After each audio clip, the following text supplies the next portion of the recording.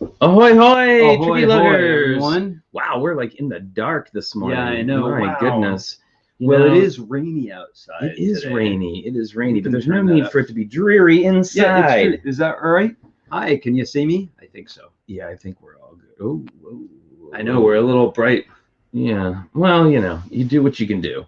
Good morning. Hi. Hope everybody's having an awesome day. It is, as we mentioned, super rainy here in Oakland today. It's true, and it was all chill all morning, and then we got a last-minute awesome phone call Flynn did right before we started. I did get a pretty awesome phone call, which we can go into in a little bit, but I'll just say it was a pretty awesome phone call. So I hope everybody's doing well today. We got lots of people. Let's see now. Again, we don't have that option like we do. This is your test to see if you can remember what names you've said already. I'll help. And by that I mean I'll mess it up. Well, let's see. I'm gonna see if for whatever reason I'm gonna see if I can get on to. I wonder if it'll let me get onto the show live, and then that way I can see. So I can actually maybe see what's going on. Maybe that'll let me do a. Oh, look at that! I can do it right here. All right, and I'm gonna have to look over here. That's okay. We know we're hanging out with you. Here, we'll do that. So Apples is here. TrickyBricks, a new name. How's it going? Welcome, everybody. Give a big TrickyBricks ahoy hoy to TrickyBricks. Brickaroo Bonsai is here. Hey, how's it going? Blair Archer, Chris the Grinch Chalice, I don't believe that. Cowboy Cornado, ahoy howdy. Debo Bricks is here. Oh wait, did you say Darren Siegfried? Oh no, that one popped in. Darren Siegfried is here. Fabufan MKE, Hooded One, Jake Animation Studios, JMW Music, yay! John Luttrell is here. Kathleen, how's it going? Lisa Head, we haven't seen you in a little while. Oh, this is so exciting. Lots of fun names today. Marilyn Parmley is here. Hi, Marilyn and the Parmleys. Matthew Builds Bricks. Hey, how's it going, buddy? Minifig Nick is here. Wow, we've got like the whole UK crew is here today. Sunday. This is pretty awesome. Let's see. Joel Marbella just popped in. Monica Berry is here. Moto, Orange Bricks, Patrick Wismer, Robert Zaccardi, and the Zaccardis, Lana, Vanessa, and Elena. Smoke Up Johnny is here. The Brick Orphanage, the Jammy Bricker. I've always liked that name. The Jammy Bricker, that's a good one. WGJL Builds, Wilfred, bonsoir, and Kim Zarachino, and Spot, the Magic Ninja, who just ninja'd their way into the list. Another people are adding every second. Another new name. That's pretty exciting. Well, it's Sunday morning here in Oakland. It is. It is not a sunny Sunday, as we mentioned, but it's rainy. Sunday nonetheless. We got all of our Christmas decorations up from the basement yesterday in between rain, and we didn't get rained on. No, fortunately. And we're a little like we're carrying Santa's pack because our backs are feeling all that moving. Grandpa's moving Christmas out of the basement. Oh my goodness. The Christmas Grandpas. The Christmas Grandpas. My mom's here. Hi, Mom. How's it going? And we're also live on Facebook. Not only on Facebook, our TrickyBricks page, but also on my personal Facebook page, which is a thing we can do now with StreamYard. So, yeah. So welcome to everybody who is out there in TV land. Is what I know. I like to call it TV. I know. We're on TV. Oh, Orange Brick says it's snowing in Canada. Dad made us a hockey rink in the backyard. Oh, wow. That's so exciting. That's awesome. Very cool. Very nice. Sorry, I'm gonna have some more. I've got my Orange Bricks. I've got my orange Niagara Falls, Canada coffee cup today. Plenty of maple leaves. Plenty of maple leaves around the bottom. We've got, the Aero car, the floral clock, which I want to see that, whatever that is. Floral clock. And the Maid of the Mist, which of course is the boat that they take you, that they take you down. It looks like the Jungle Cruise. It does kind of look like the Jungle Cruise. Oh my goodness. Oh, I want coffee too. And we have Disney pins today, but probably after we welcome our guests. Yeah, right? I don't have a Disney pin actually. I have a very non-Disney pin today. Well, they can't all be, as we, Holly, Holly doesn't often have an actual Disney pin. Yeah, I think yours is from an S ticket ride for Scary. is. T for terrifying. But we do have one guest in our waiting area right now, in the green room, if you will. Oh, I see him. He's already. It's funny because I can see him in the green room, which you can't do, and he's like getting all getting his mustache all twirled up, ready to go. So, and of course, who else would be twirling their mustache? But please welcome to the stream, Blair Archer. Hi, Blair. Hi, everybody. Let's see. I think we need to get you on our audio like that. How's that? Do we hear you? I don't know. Can you hear me? I sure can. Very cool. Great to see you, Blair. How's it going over there? Going pretty well. Just, finished my breakfast and ready to roll. The kid's still asleep, so I might have to for just a second whenever she decides to wake up. But not a problem. Wow, late night building cool stuff. It's super top secret. Trying to work on my submission for the Ghostbusters contest on Lego Ideas right now. Oh yeah, cool. yeah. What have you got so far?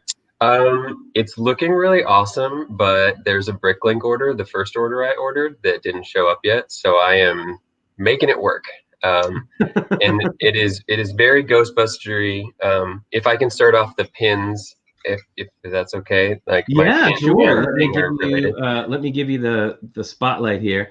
And now that's a traditional pin, like that's an old school kind. I think it has the date on the back. Yeah, 84. So that's from the original release. Oh, that's wow! Great. That is awesome. Look at that, mint condition. Yeah, pretty much. It's like a little faded, but that's probably because I actually wore it a bunch. And then if to give a hint, this is something I was working on, which is the slime blower. Oh, that's awesome. So got that new like grenade piece or whatever there on the end. That's cool. And then I'm going to cut a little caution striping sticker for the back of the tanks there. That is so awesome. So it'll be a little bit holiday related, and I have, 48 hours-ish to finish it up. Oh, okay. All right. My goodness. Well, good luck. I've got, here, let's do it. We'll do ours here real quick. And then I see we have another guest in the green room, but we'll do this one real quick, and then we will have our guest on, because I know that she's just still getting herself together. All right. This is mine today. Wow, that went right at work. I'm wearing a non-Disney pin. This is an awesome Creature from the Black Lagoon pin.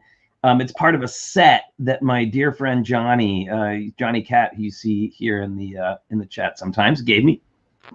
Bunch of different monsters. I love this pin so much. Makes me super happy. Let's see if I can do this one here. There we got, going back to one of the earliest TrickyBricks build-in chats, featuring Tramp right there in a hidden Mickey pin. Not featuring a tramp, fortunately, but just Tramp. All right. And then, and Shane Levan is here. Hey, Shane, how's it going? PT McEwen, ahoy, hoy. How's it going? Yay. Big family meeting today. I could have featured a Tramp. Getting a little Charlie Chaplin out there. I know. There you go. He's a little tramp, according to the movie. So, golly, let's see who's here. Oh, yes, we have just fresh out of bed, to my understanding. Someone we have at the door. Our very special guest. Someone ringing the bell. Mini Big Chick. Hi, Cara. Good morning, Cara. I literally woke up 10 minutes ago. I'm sorry, I didn't mean to blow your cover, but That's okay. I figured. No, I had some like crazy insomnia on Friday night and just didn't get very much sleep, so I needed to catch up. So, which is odd for you because you usually are like the early bird, the sleeping queen. Oh, totally, totally. But it happens. So, anyway, I have. Oh yes, let's give you the screen here. Oh, Baloo. Baloo is awesome. Just featuring the bare necessities here. Still trying to figure out my phone camera usage. That's okay. You just got up, so Clicky hasn't had a chance to arrive yet. Yeah. He's definitely still. Anyway, Baloo. my That's favorite. That's awesome. Love Baloo. A favorite character.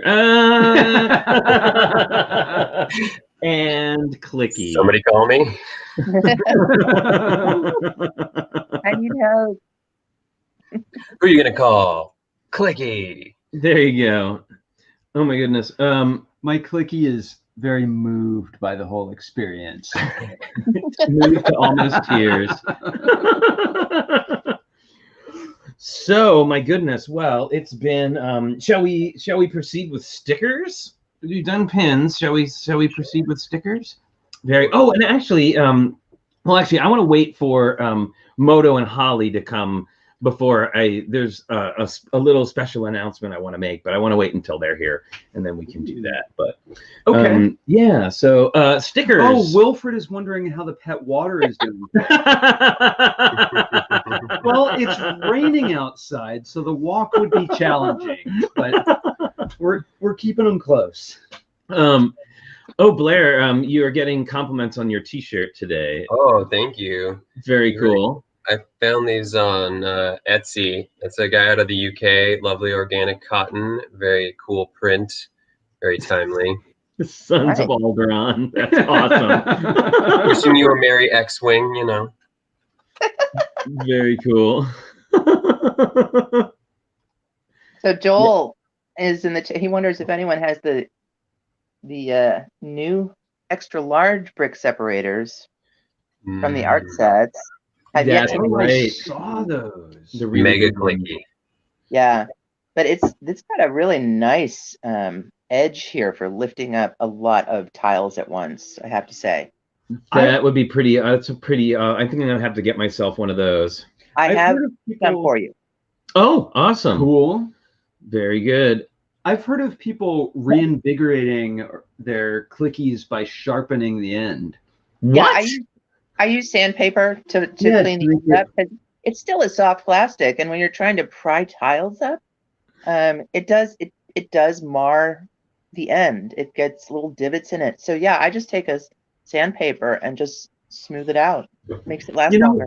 Wow. I think- All right. I think I learned that in your dark side workshop. Probably. How to modify bricks for great ends. We want splashy. Oh no, everyone's calling for splashy now. Well, you'll have to wait till Moto gets here because he is like the king of splashy. He's the one with the splashy house. He is. Oh my goodness. Alexander 23 just called this Darth Clicky. Oh, totally. Yeah, I think he had like there was a name for him for a while. I thought there was like mean old Clicky, and then there was like a couple of other ones. I'm not sure. Oh, Moto's with us, but his transporter is malfunctioning right now. Got it. Don't get And caught in Blair's there back. like that guy. What? Who is it? The worst character on Next Generation got caught in the transporter. Oh no! What's that guy's name? Oh, I hate him You know, so much. Someone out there knows. Okay, who's the Next Generation fan? Who is the guy that was scared to go in the transporter, and he was in for a handful of episodes? And then there were like Slimers in the transporter. Yes, lane. he was. And such... he voices the grandfather figure in that Mr. Barkley. Barkley, that's right, thank Barkley. you. Ugh. He's the worst. I hate He's Barkley worse so than much. Dr. Pulaski. Oh, she was. hysterical. Dr. Pulaski was really mean. Can I just say, like they tried to make her like the Bones. yeah, like the female doctor from like the original series. Like she was kind of hard and doubted everything, and she was really mean to Data. She was like really particularly not nice to him, and that made me sad. That made me really, really sad. Well, But yeah. then Beverly Crusher got her 147th hairdo, and she was back on the show. I love me some Beverly Crusher personally. All right, well, so shall we move on to stickers? I think it might be that time. I'm going to give us the little sticker animation. That's right, folks. It's time for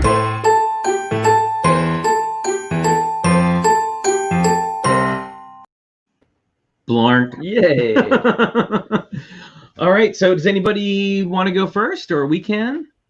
I have stickers. I brought a whole bag of stickers. Oh, yay. Okay, Blair. We'll go. Let's get you up first. It's Blair with Sticker Set Show and Tell, leading off. So I was just looking through my bag of cool stickers, and I thought this one was pretty neat. I almost pulled Avengers today. Oh, very nice. What I like about it is that these are on this silvery background. Yeah. Like this backdrop here for each piece is. And then this one is actually, this screen one is actually like a cutout for a screen, which is cool. But I just love that there's so many universal, grills and warning labels and all these rivets and stuff. That's just really cool because you can use it on so many different things. Oh yeah, for sure. I like stickers that are, usable across many different kinds of models. Definitely. All right, how about you, Cara? So I don't have a whole sticker sheet, but that's okay. You don't need one. Share some of my new favorite stickers, and they're very much in the spirit of what TrickyBricks has been doing with his giant rebuilds, right? Yeah. And that's these stickers from the Hedwig set. Make this awesome giant Lego, envelope, as it were. And so these are all stickers, all three of these. Oh, that's great. That is awesome. Yeah, and I don't know. I just really like how it looks. You said, sorry, that's from Flying Hedwig? It is. She grasps it in her claws. Let me put it back on.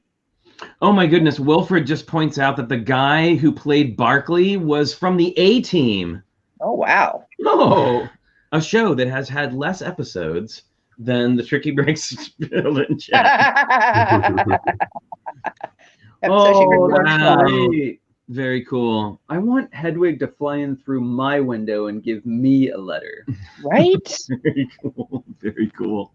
That would all right, we have, and here we go. Here's ours. Oh, all right. Here we go. All right, so going in the Wayback Machine, we did show this ages ago. This is from 2011, Pharaoh's Quest: Rise of the Sphinx, one of my favorites. 515 parts, 3 figs, including our hero Jack Rains in an aviator jacket, and 2 mummy warriors. And we even have the mummy warriors. Oh, right, we do. We have the mummy warriors right here. Where are they? Right there. Oh, those are awesome. Yeah, and it's actually sitting on top of our dice jail for the bad dice that don't roll right. Yeah. So when we play D&D, we always joke about putting things in the dice jail. Like if your dice roll really bad, like you just put them in the dice jail. So during our last game, I quickly threw together an actual dice jail to throw in there. And now it's guarded by mummies. All the low rolls go. That's good. Yes, yeah, exactly. So golly. I see Moto's almost here. Well, it's going to change every time we move to a different thing. There we go. All right, but we can tilt it back for now. So, oh my goodness. Oh, I see Moto is slowly coming online. Right, we have the Moto sticker. The washing machine is spinning up right now. Exactly. My the hamster that's running the power for that is here, but I'm happy for now at least. Every time I try to join, the web camera fails to work. Aw.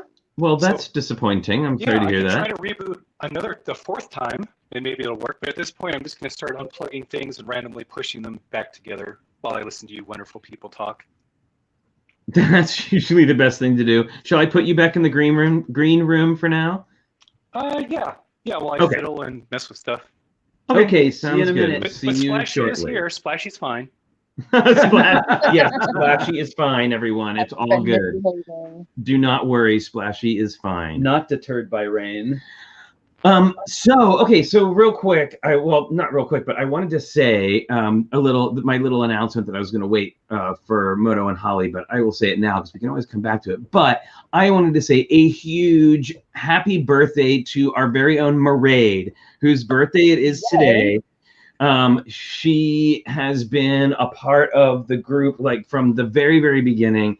and volunteered to come in and do the slideshows for us, which was a big job to take on. So every time you see a slideshow, that is Mairead's doing. She does a lot of work behind the scenes to go with it. Yeah, she sends me the script that goes with everything. It makes our Fridays a much easier time. So happy birthday, Mairead! And I'm excited to say that she doesn't live that far from us, so we're actually going to go and do a little porch drive-by happy birthday after the show today.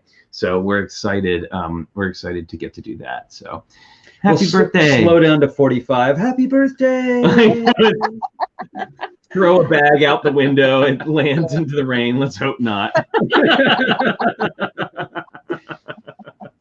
So, and also I got I got that phone call I was saying right before before we went on. I was talking about, and I'm going to see if can I do that? Is it around here? Yep, there it is. So I got a phone call. Remember, I've been talking now for a little while about this commission that I was working on. Ooh, yeah. And I finally, it finally happened, and the event happened, so I can talk about it now. But I did, a fellow got a hold of me, and he was going to be proposing to his girlfriend, who is a huge Lego fan.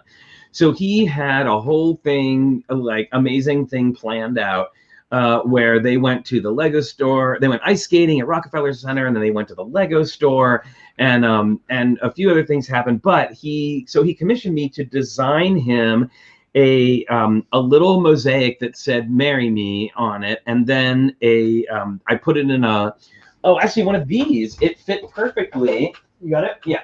It fit perfectly in one of these boxes, and he actually dropped the box off at the Lego store ahead of time with the mosaic inside, so that when they went in to make their purchases, the employee put the box in the bag.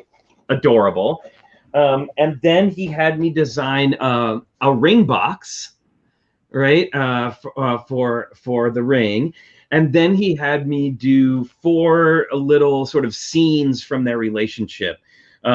Their first date, and a hike that they took that was meaningful to them, a scene from their quarantine in their little apartment in New York, and then finally I actually did a scene of the proposal. So I constructed a sort of little a Lego store, I reconstructed the Lego store from New York City with them out in the front. And him proposing to her. It was really cute. And about 5 minutes before we went on, they called me and to say thank you. And she was with him, because I've only been communicating with him. But she was so thrilled. Like, I almost couldn't. She was so excited and talking so fast that I could almost not understand anything that she said. Like, I understood him. She's like, "I'm so excited! This is the greatest day of my entire life." So I could get about I kind of got every other word, and I was able to. So yes, it happened. It happened yesterday. It happened yesterday. Awesome. And I don't know now. I don't have final photos of all of the actual models. I mean, I have ones that I took to send to him, and they aren't ones that I would necessarily. They're not presentation. Yeah, they're not really presentation photos. But I did do what I did do was I designed most of this. Sorry, I'm looking for something right now. I designed most of this in studio. So that was very fun. Now he definitely wanted something that was like a little simpler maybe than some things, but I wanted to show you real quick. Let me see. I think I can share my screen. Yeah, here we go. So this was the mosaic that I did, and just in case you ever want to fit anything into one of those boxes, it perfectly fits 2 16 by 16 plates in, which was lucky. But it perfectly fits those in there. So that was nice. So that was the little mosaic that she opened up. And oh, wait, look who we got. Somebody is here. It's Holly. Hi, Holly. Hi, guys. Sorry I'm late. No, not at all. This is a no guilt place to be. All right. So I mean, was that a yes then? She said yes. She said yes. She said yes. Exactly. She said no and smashed all the Legos. I said Legos. Oh, how plural. dare you! And okay, so this is I guess this is so this is my render of their first date. Now they didn't have the head that I actually used for her minifigure in studio, so I wasn't able to do that. But this is an actual bar in Manhattan, in New York, in Manhattan. And I'm unfortunately the name is escaping me at the moment, but this is the little scene. Let me see if I can put it up a little closer. But you can see the little bar, and I have all the bottles and glasses and stuff like that, and the brassware on the bar. All the brassware on the bar, and our little bartender here kind of hanging out.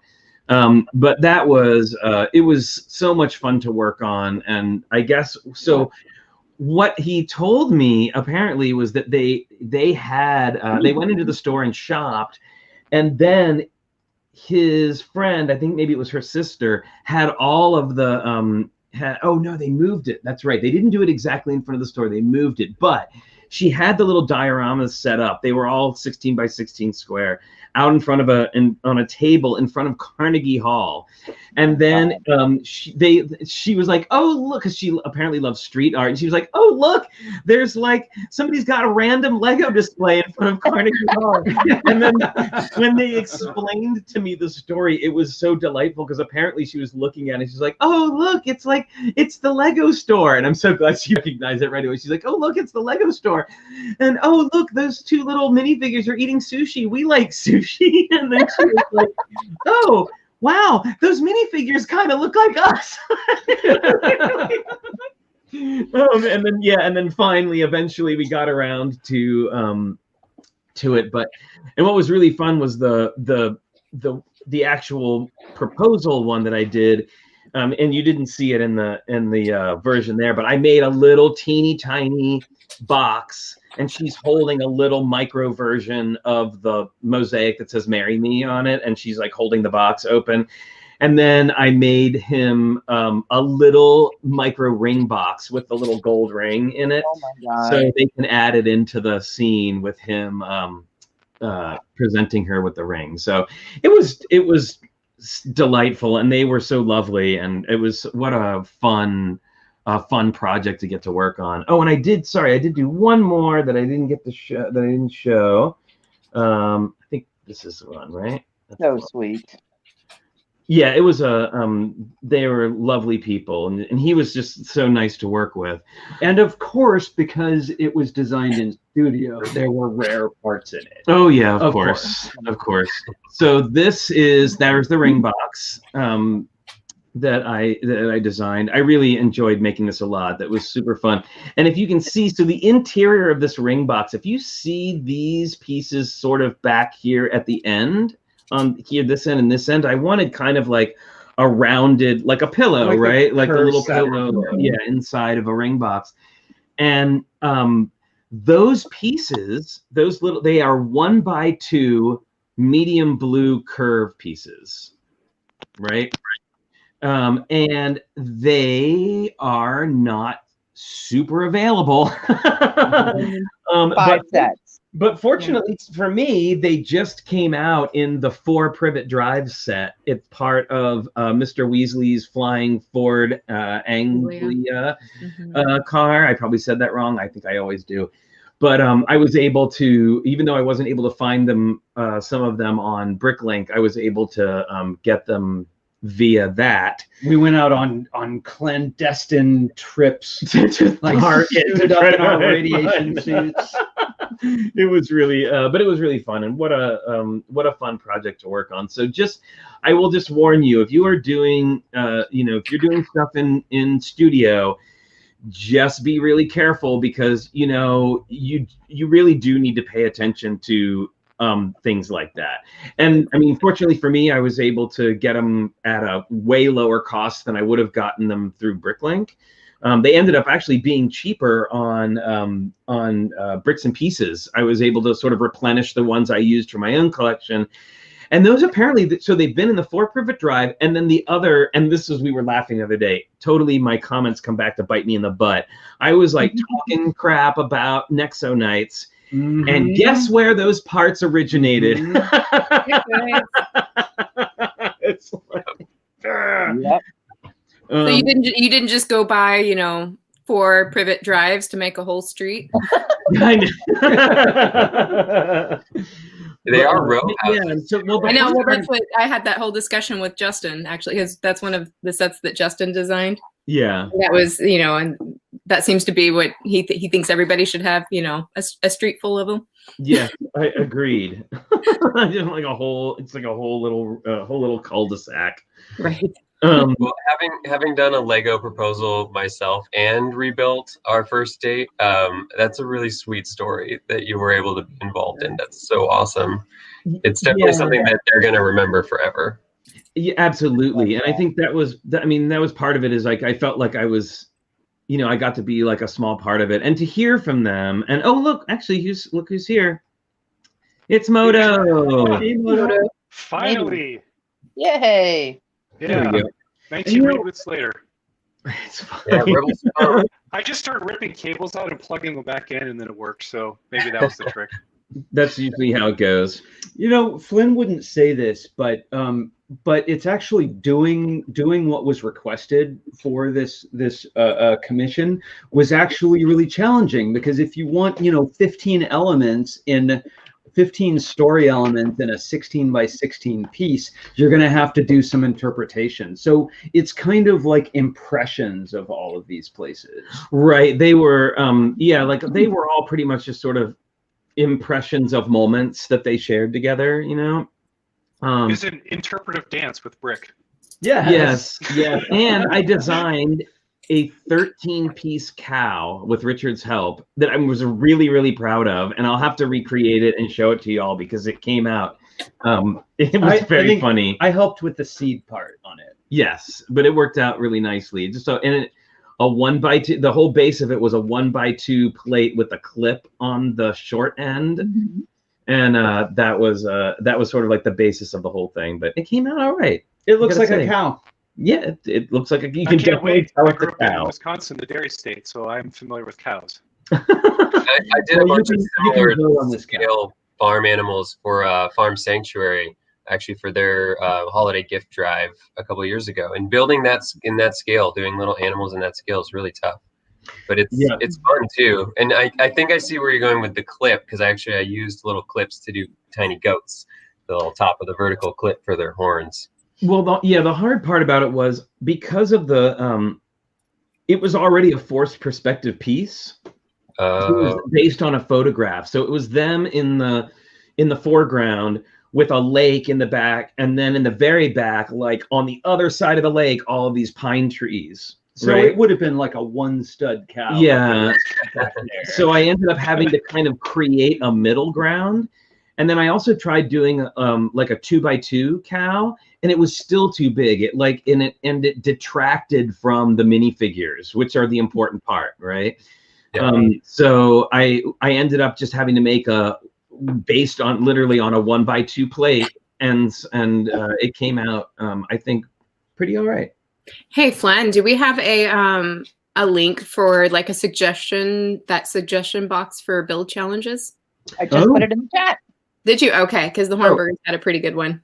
Yep, I love that idea. Oh yeah. We are taking suggestions for future build challenges for 2021, because we're about to do our final 2021. This next Friday is our final 2020 build challenge.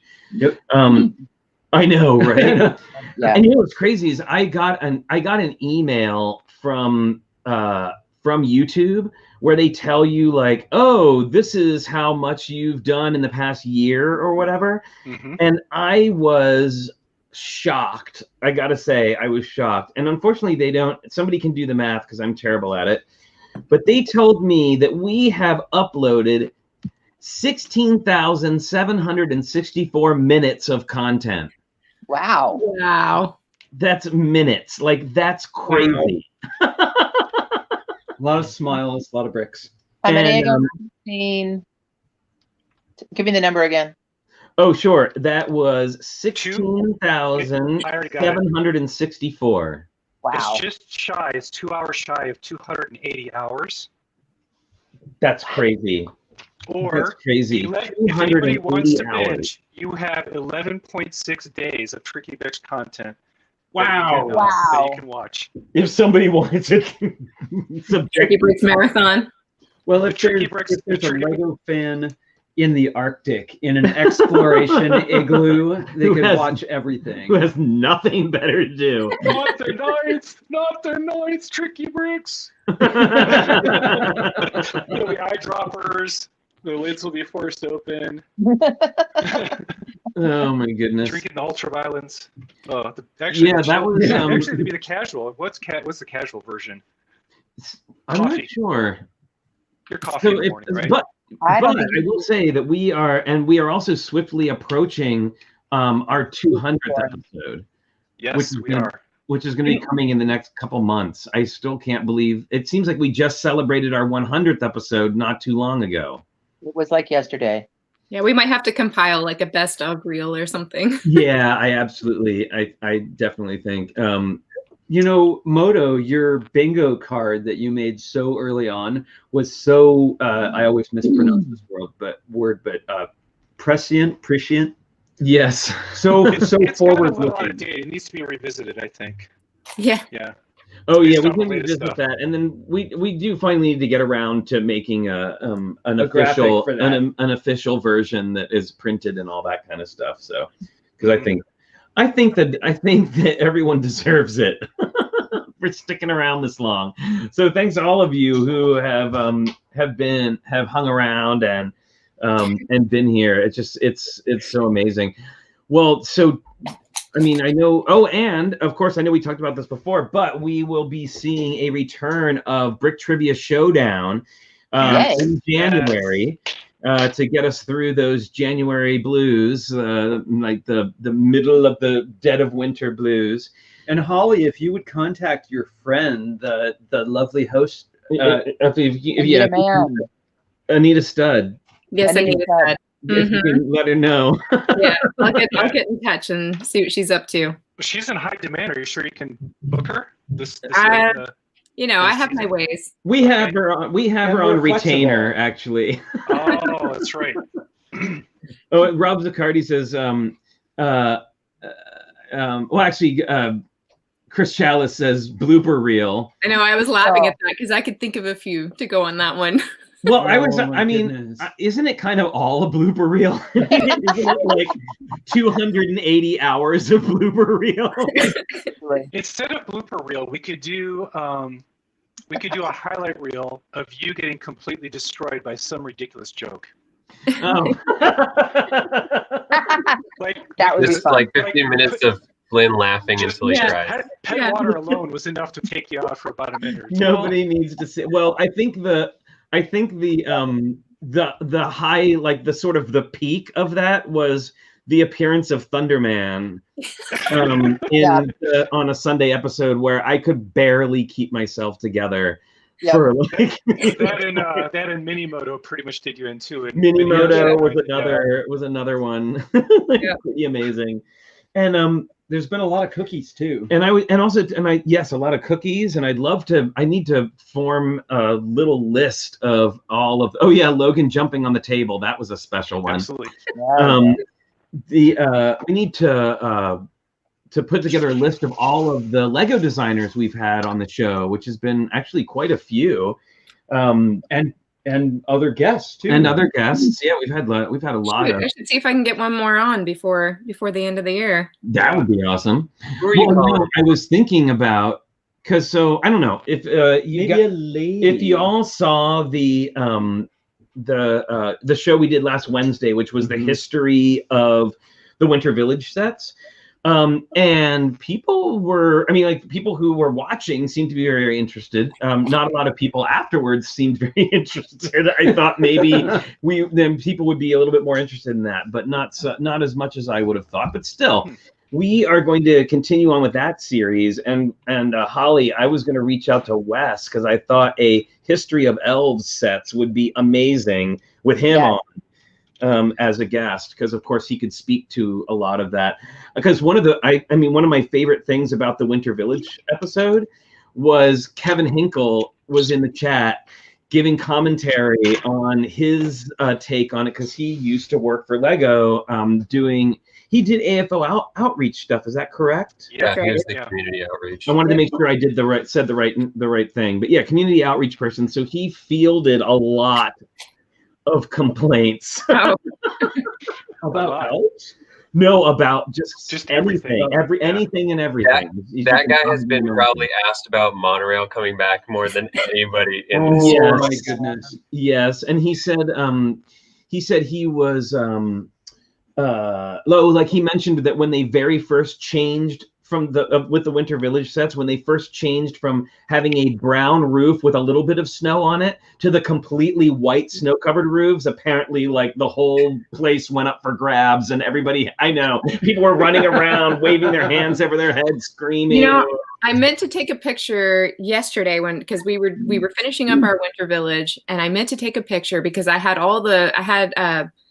when I put away my Winter Village for the year, I kind of put everything in like large Ziploc bags, and then I have little Ziploc bags for all the kind of miscellaneous figures and parts and stuff that go around the rest of the Winter Village. And I had one bag just of lamp posts. And I had all my little lamp posts like lined up, and I meant to take a picture of like the variety of lamp posts, because there's like a dozen different builds of lamp posts. And then this awesome. roof, every single roof line is like a completely different build technique, which I think is kind of cool, actually. I do too. Well, I mean, that's one of the great. That was one of the things that I always loved about Ninjago sets, is that the roofs were always super interesting, and a new type of roof, or like style build of roof every single time. It was so impressive, I thought. Well, Holly, when you take down your Winter Village, whether it's January or Easter or whenever, I don't know how soon you get around to it, take a photo of all those lampposts, and we'll include Yes, it in please. And when we do our History of Lampposts show, because Yeah, that's going to be a big seller. Yeah, I have every single Winter Village set, even going back to before it being Winter Village, back when they had just a holiday train. It was like the precursor to the actual Winter Village theme. Right. So, yeah, I still have, I have all of it out, and I have both trains on the track. And Well, that was the 2006 one, right? That we talked about on the show. Right.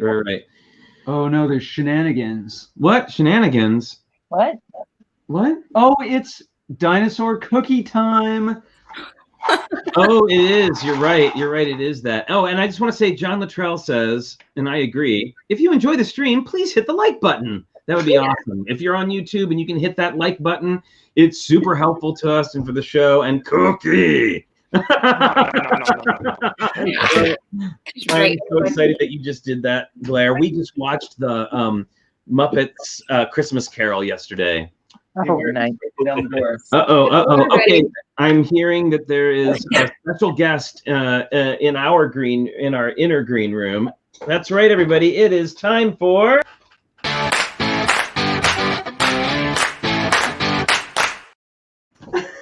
And here he is. Oh, Skittles. He pushed me out of the way. Oh my goodness. Having a fit. Oh, Big Bird. Oh my goodness. Oh, Splashy.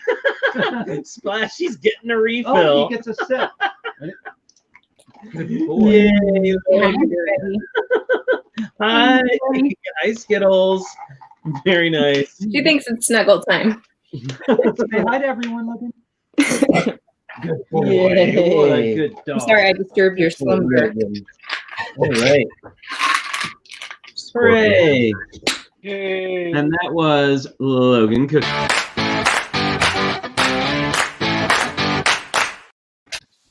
There you go. Logan got his raincoat on for the first time this morning. Oh, okay. Logan in a raincoat may be one of the cutest things that you've ever seen in your life. I'm just saying. Yeah, and You need it's. to post a picture to Instagram now. We can do that. I can do that. Absolutely. Well, I'm glad everyone got cookies. So somebody's asking in the chat if if that was Mr. Snuffleupagus that you were holding up. Yeah, ever since I got that set, I've been playing around with it, and this is I was doing a sketch of what it would be like to put a Snuffy skin over the actual mastodon mammoth piece. That's great. Look at his long eyelashes. Yeah, So cute. yeah, That's Big Bird so has awesome. has their friend now.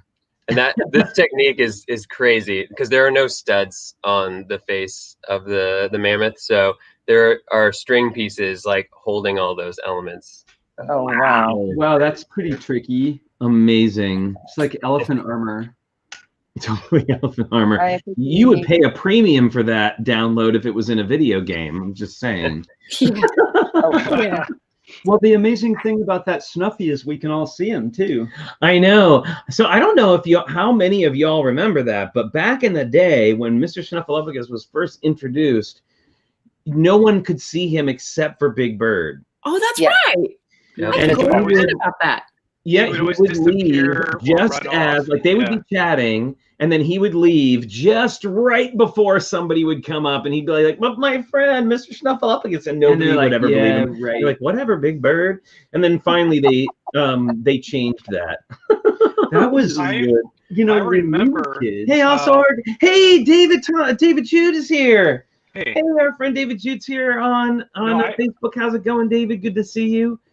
I remember No, because I no. was young enough to be watching Sesame Street when it was broadcast. I remember the very first episode that Snuffy was seen by someone else, and they all lost it because then they realized that Big Bird had been telling the truth the whole time. Oh, that's great. Yeah, they as I mentioned, we watched the Muppets Christmas Carol yesterday, which is great, and then With also Gonzo as Mr. Dickens. yeah, with Gonzo as Mr. Dickens, it's great, and also there are some there's some weirdnesses in it that I was just kind of like, it was that seemed a little bit strange. Although I was trying to figure out like why. Okay, well I'll tell you the one thing that made me a little bit crazy was they had the Ghost of Christmas Future, like the Ghost of Christmas Yet to Come.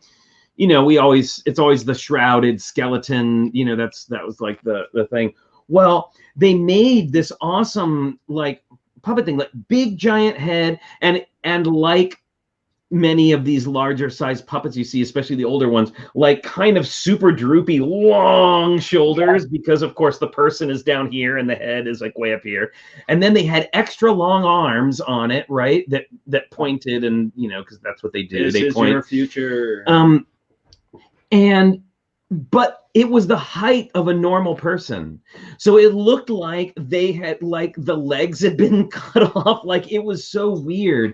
It was just like the body of it was completely out of proportion with the rest of the puppet. And I thought that was a weird kind of overlooked thing, because especially when you think of the Muppets, like Sweetums is completely in proportion.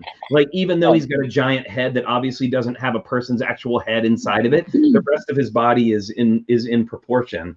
And I thought it was so weird. And then I was thinking, because it's Michael Caine was Scrooge. I love Michael Caine. Like, he'll come to the opening of an envelope. He's amazing.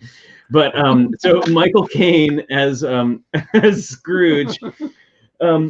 And I was thinking maybe it was an issue of like framing, and that they couldn't have the puppet, or you know, like the puppet be like significantly taller than him, because I don't know. That's what it sounded like. That's what it sounds like to me. I haven't just seen looked it in at forever, pictures. right? Yeah, just look at the pictures. It looks just like a really tall gray ring ring. And Yeah, it's yeah, taller than the people in the pictures. So in the movie, they must have been doing some kind of compensation. Yeah, Yeah. it was just very strange the way that the legs weren't in proportion. I was expecting like stilts or something that would keep it from looking so just so weird. But yeah, anyway, it was it was fun little diversion. I know a lot of people now. I was never super into it, just because again it was sort of like just past my age group. Was Emmett Otter's Jug Band Christmas, which I know is a Oh, my huge- husband is obsessed with it. We had to buy it. We just watched that little blooper reel yesterday. That's so funny. The one that's like floating around the internet, where it's like the thing rolls out of the shop like 8 times, and they just keep cracking jokes as puppets. It's amazing. No one was like, "Run!" Yeah, I go think get I'm it." too. Like, I think can't. I'm a little bit. What was that, Holly? Yeah, no, I missed it. I think I was too young for it or something. I had never seen it. And so he made me watch it for the first time, a few years ago. And he was just so like happy and joyful and into it. And I'm just like, what is this? Ridiculous. People must have made stop motion holiday Lego movies, right? I'm thinking like Rudolph, but with Lego. There must be that out there. I haven't seen it yet. Well, there's I bet. there's the holiday, the new Lego Star Wars holiday special, which is on Disney Plus right now. No, fans Like fan-made. created a lot of stop motion out of Lego, and that's what inspired the style of the first Lego movie. In fact, if you go to Lord Business's, the scene with Lord Business having a bunch of stuff on the camera feeds, there's the actual first Brick Belt fan Lego animation is on one of the screens in honor of the person who did that. Oh, that's so cool. Yeah. So And the other stuff was all fan submission. Yeah. Oh, what a great little bit of trivia. That's so cool. Yeah, Very that's cool. how they came up with the animation style for the Lego movies. Have any of you all watched the new the Lego Star Wars Christmas special? Have you watched it? Not yet. Okay, I seen scrunchy face from Holly. All right, Holly, let's hear your unbiased review. No, it was hard to watch, man. Mostly just visually because it's all in CG and that's my thing. So I just had to kind of like close my eyes at a certain point. Yeah, it looks really bad. I can The just see texture work and I could just see that ABS texture is completely unbelievable. I know. What about the voice you watch acting? it and you'll see what I mean. Well, it's one of those things where any of those, like that tier of Lego animation is all done in the same style, which is like a very clean PlayStation 2, and that not everything is really brick built. They really fudge the logic and the parts and things like that. And like the jokes can be great. Like there's some stuff snuck in there for adults, in the superhero ones and stuff. And the way that they reference the franchise, especially in the superhero ones, can be like this hilarious nuance of like super nerdiness and like really lowbrow kid jokes. But I agree, the animation is like, it's just like, it's made for skidding TV. along It's there. not film. It's not film. I mean, it really is animated like Ninjago the series or superhero. Yeah, they School, probably the had like a week. Yeah, they had a week to do that thing. It's all It feels like man. the South Park of Lego animation, in that it's they like took that bump slider and they just cranked it, man. Like all the plastic is really rough. Okay, so I gotta know. The voice acting was okay. It wasn't perfect too. So the characters' voices were a little different because they didn't have the, Oh yeah, the character voices were weird. What was going on with Kylo? They used the voice actors from the video games and some of the other animated series, so they're like approximate, but they're not always dialed in. Like Adam Driver, they couldn't quite get him right. So I guess he's hard to substitute. Yeah, but it's silly. My 9-year-old kid who it's designed for thought it was funny and silly, so it was cute. It worked for Okay, the so demographic. who here is old enough to remember the original Star Wars holiday special? Oh, it was so bad. Oh my gosh. I saw it way after.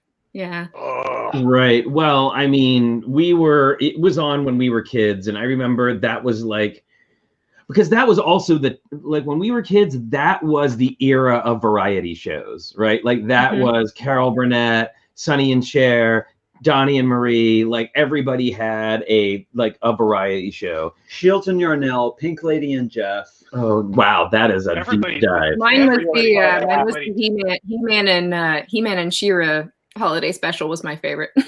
Right on. Because Star Wars was so big, everybody was tuning in because you could record TV unless you're really wealthy and had a VCR. But everybody tuned in to watch that, and it was spectacularly just weird. And even my brother was looking at my parents like, "This is really strange." It was really a very happy life day.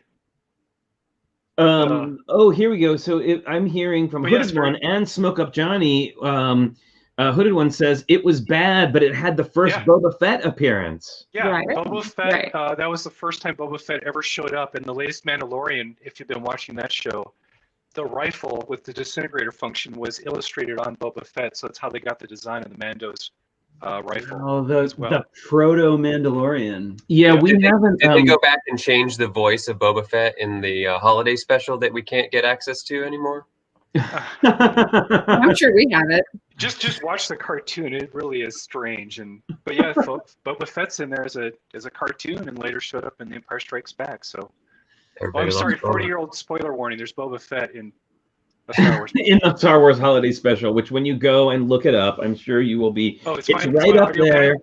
It's right up there with the Pollen Halloween special in being especially terrible, which I know we've talked about that on the show before. But if you haven't seen it, I highly encourage you to go watch the Pollen Halloween special featuring Kiss as a musical guest.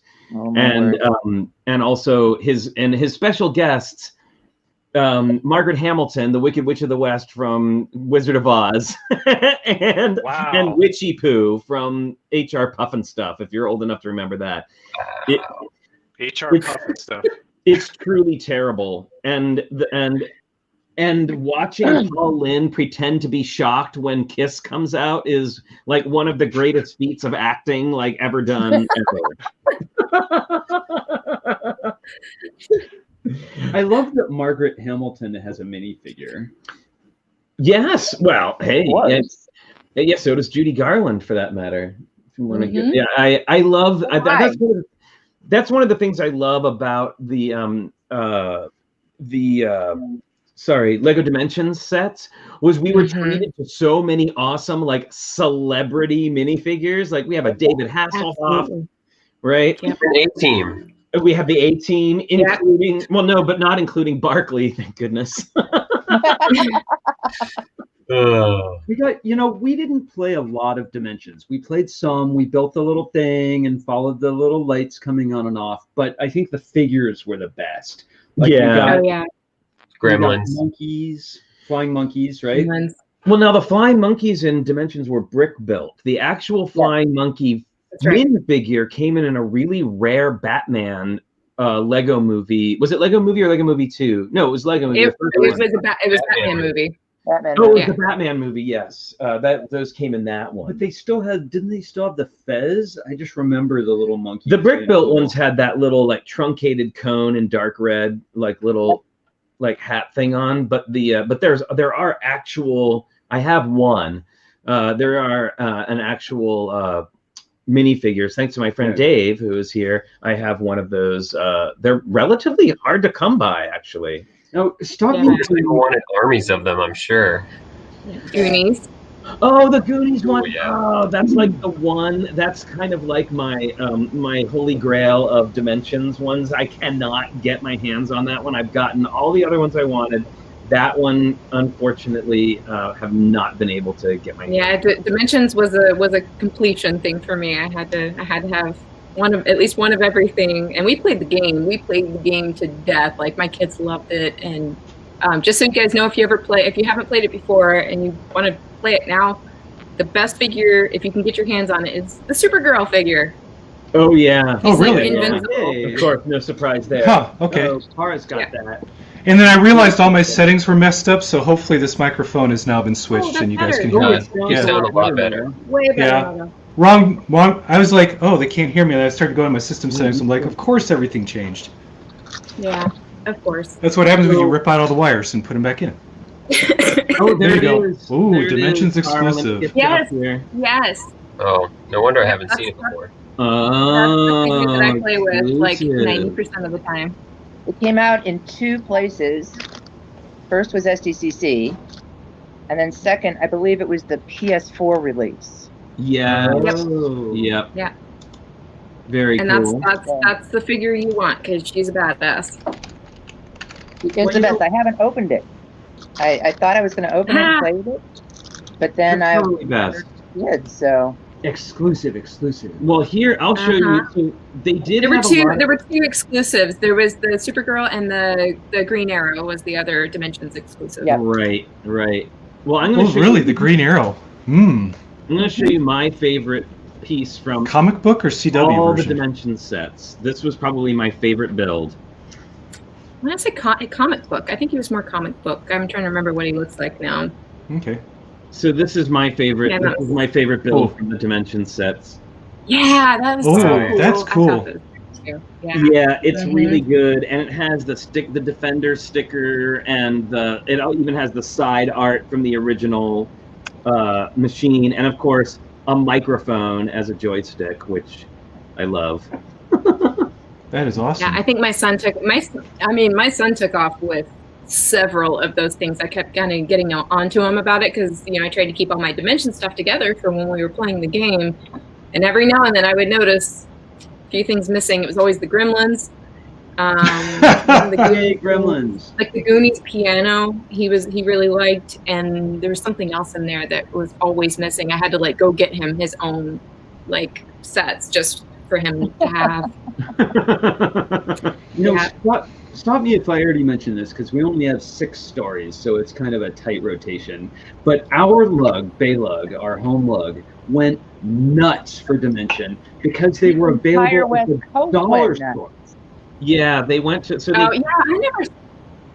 We didn't get good discounts here. The only ones that were ever $1 off.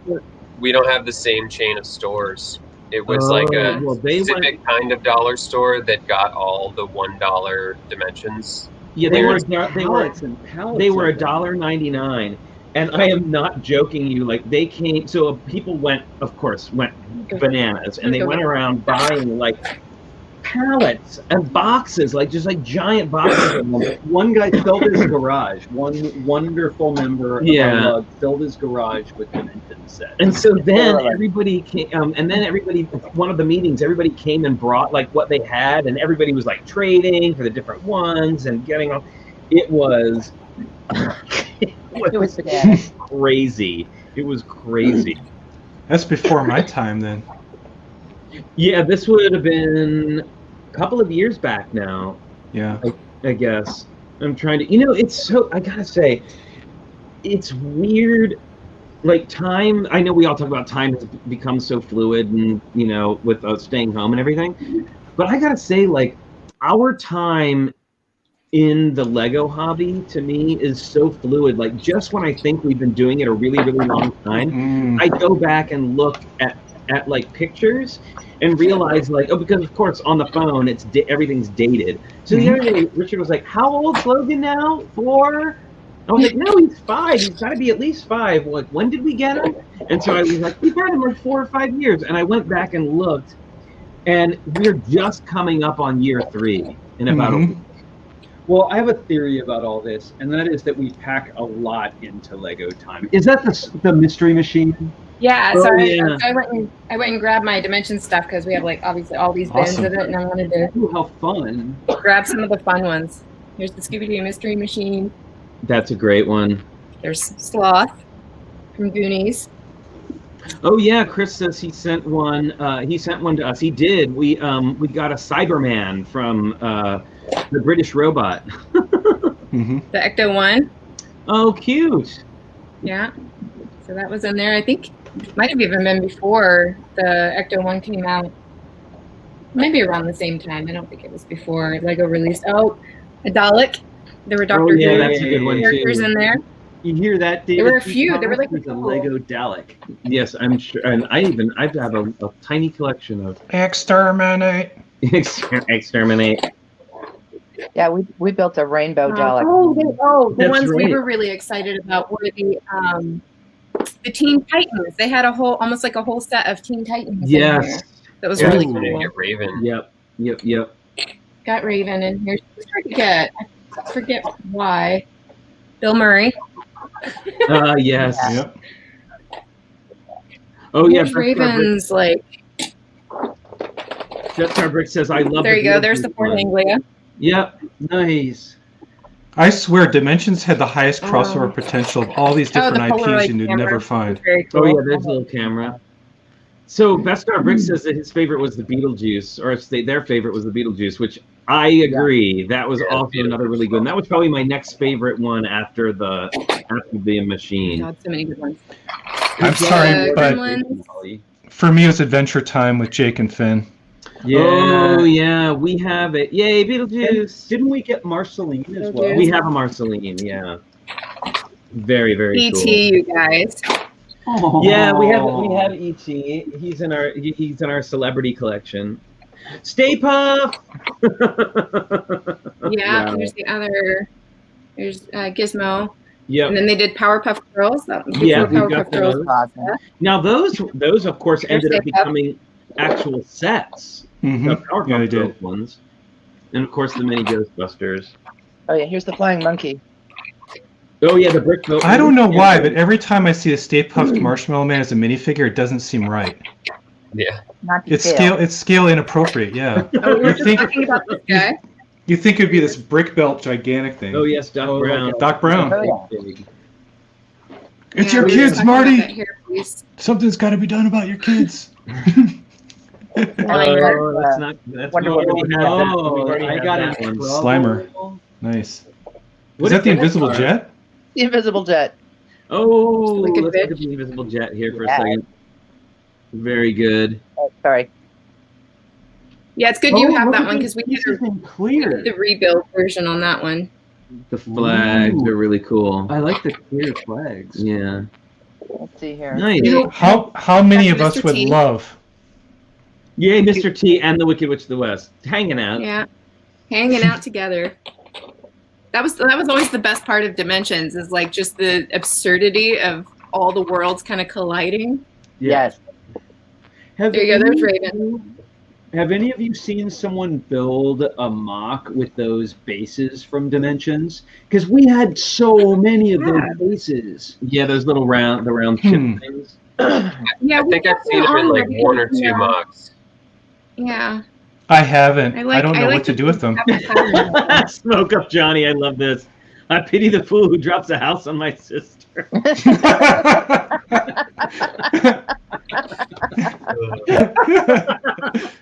I'll get you, my pretty. Yeah, the mini Yeah, TARDIS. see, here's Very one good. that my son used to take all the time, and so it's missing a hand. Oh yeah, Yes. Cyberman. Okay, we have That was his favorite. we have a hot take here. Pink Wheels 3 says Teen Titans Go is the most annoying show my daughter has ever watched. I love Teen Titans. The Hot Teen take. Titans. Oh, wait, here's the best part. She says the show is almost karma against me for making my dad watch Ren and Stimpy when I was a kid. It's true. The like frenetic close up, grossed out stuff has. I can take Teen Titans any day over SpongeBob. If you have to watch 9 seasons of agreed. SpongeBob on repeat, after a while you will Yes. become Squidward. You will be driven insane by SpongeBob's laugh. Okay, Oh, fun okay. fact. SpongeBob is Maybe. more Does that Ren and Stimpy explain coming back Robert? to bite us. We watch Hmm? SpongeBob every was that? single day. We watch Oh, I SpongeBob every single day.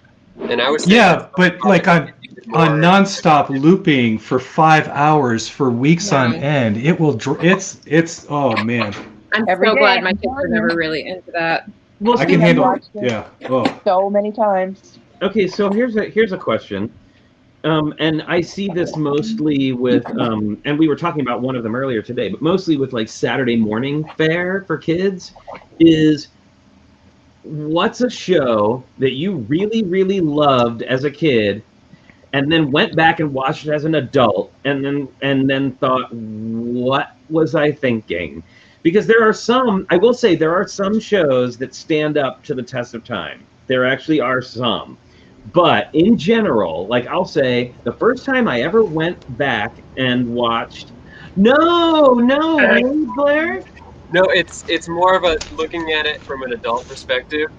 That's one heck of a show. Oh yeah, it's amazing. Yeah. It stands up, right? Like that's one of the stand-ups.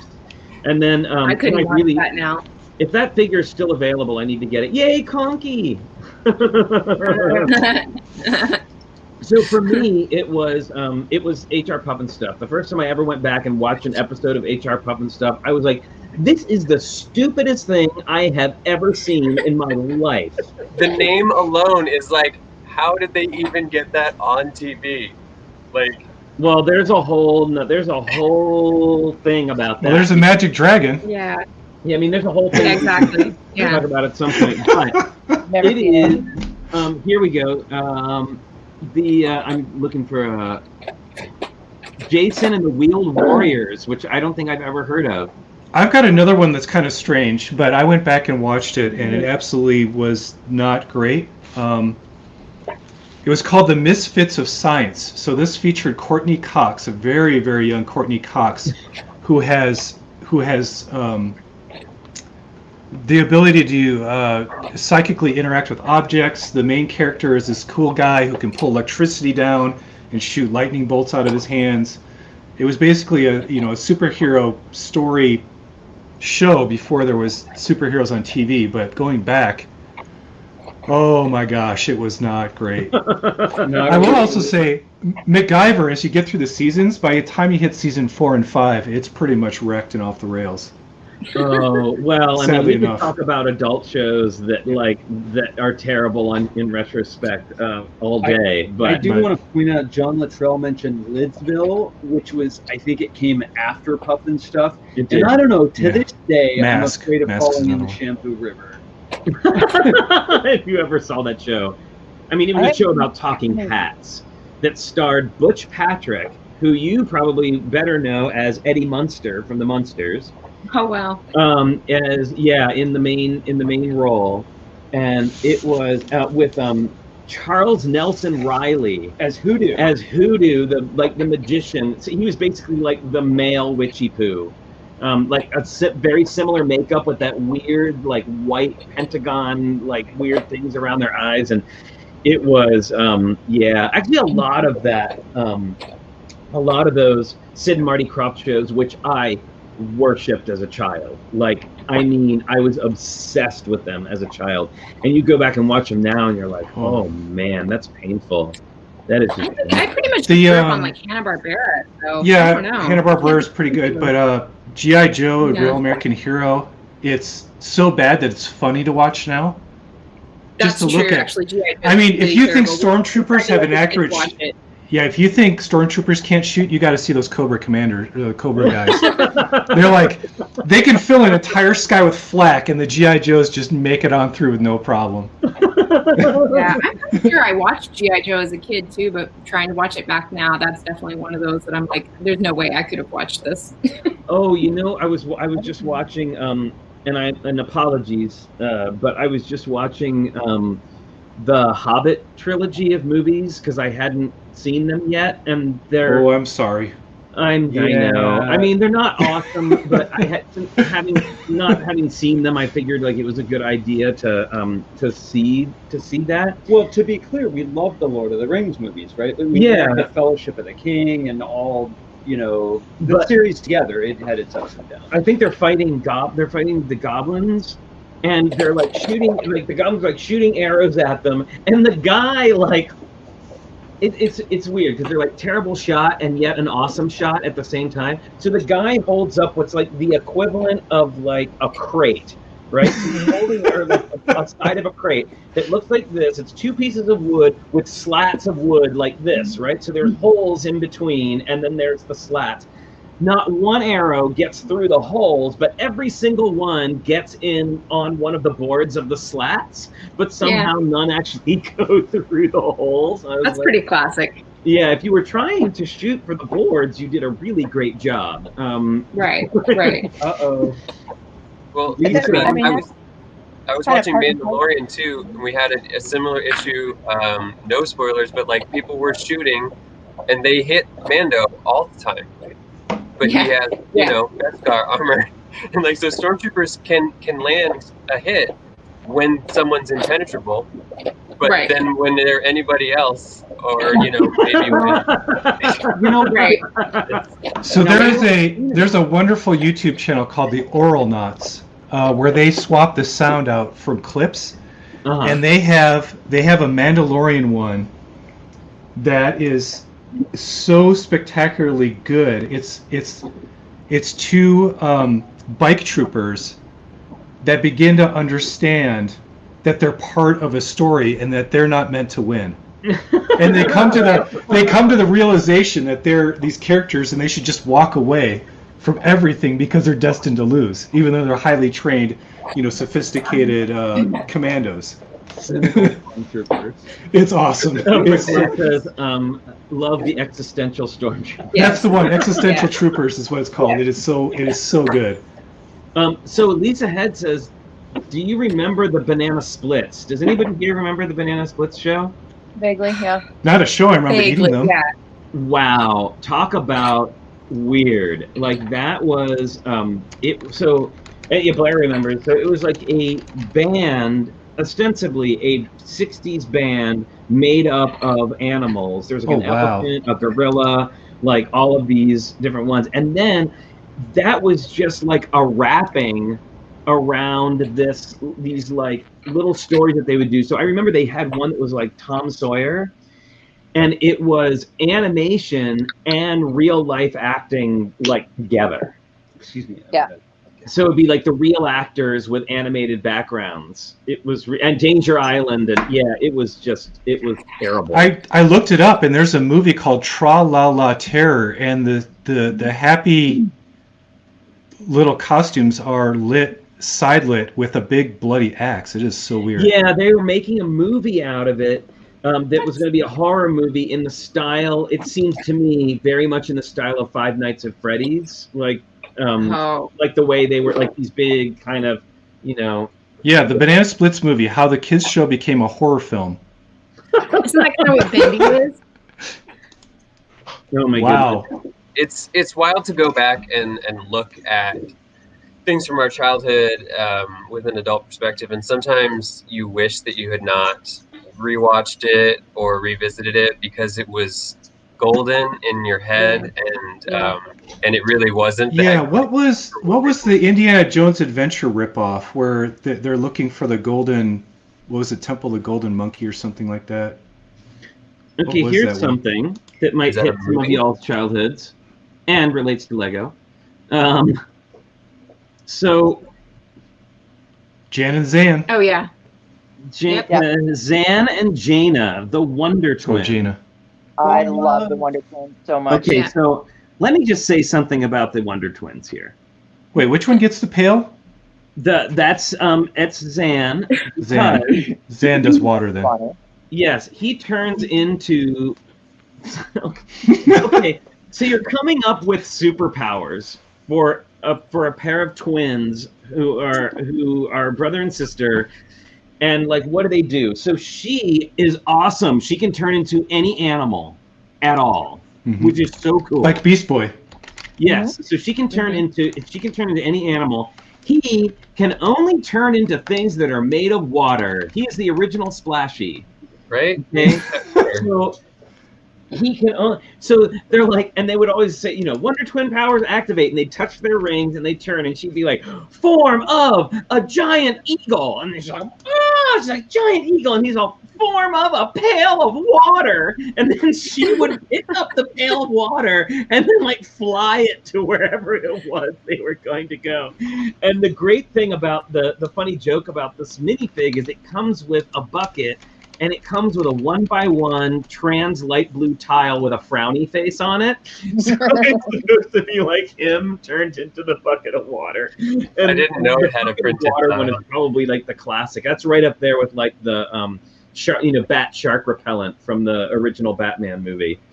But the fact that they included that in the minifigure made me so happy. I laughed so hard. I don't even know if I noticed that was in the pack. Like, I don't remember even seeing that. Yeah, we've lost it like 4 times, and then we find it. Yeah, it keeps coming back because it doesn't actually fit in the bucket. It just kind of rests in the bucket, like it doesn't. Oh, yeah. Mine's not in there. So there's a comic book I read that has an incredible pair of twins, which makes sense. It's so the first twin, her name is Duplicate, and she can create infinite versions of herself. And then her brother is Multi-Paul. So you have duplicate and Multi-Paul, and they both can create infinite versions of themselves to surround and just pile on.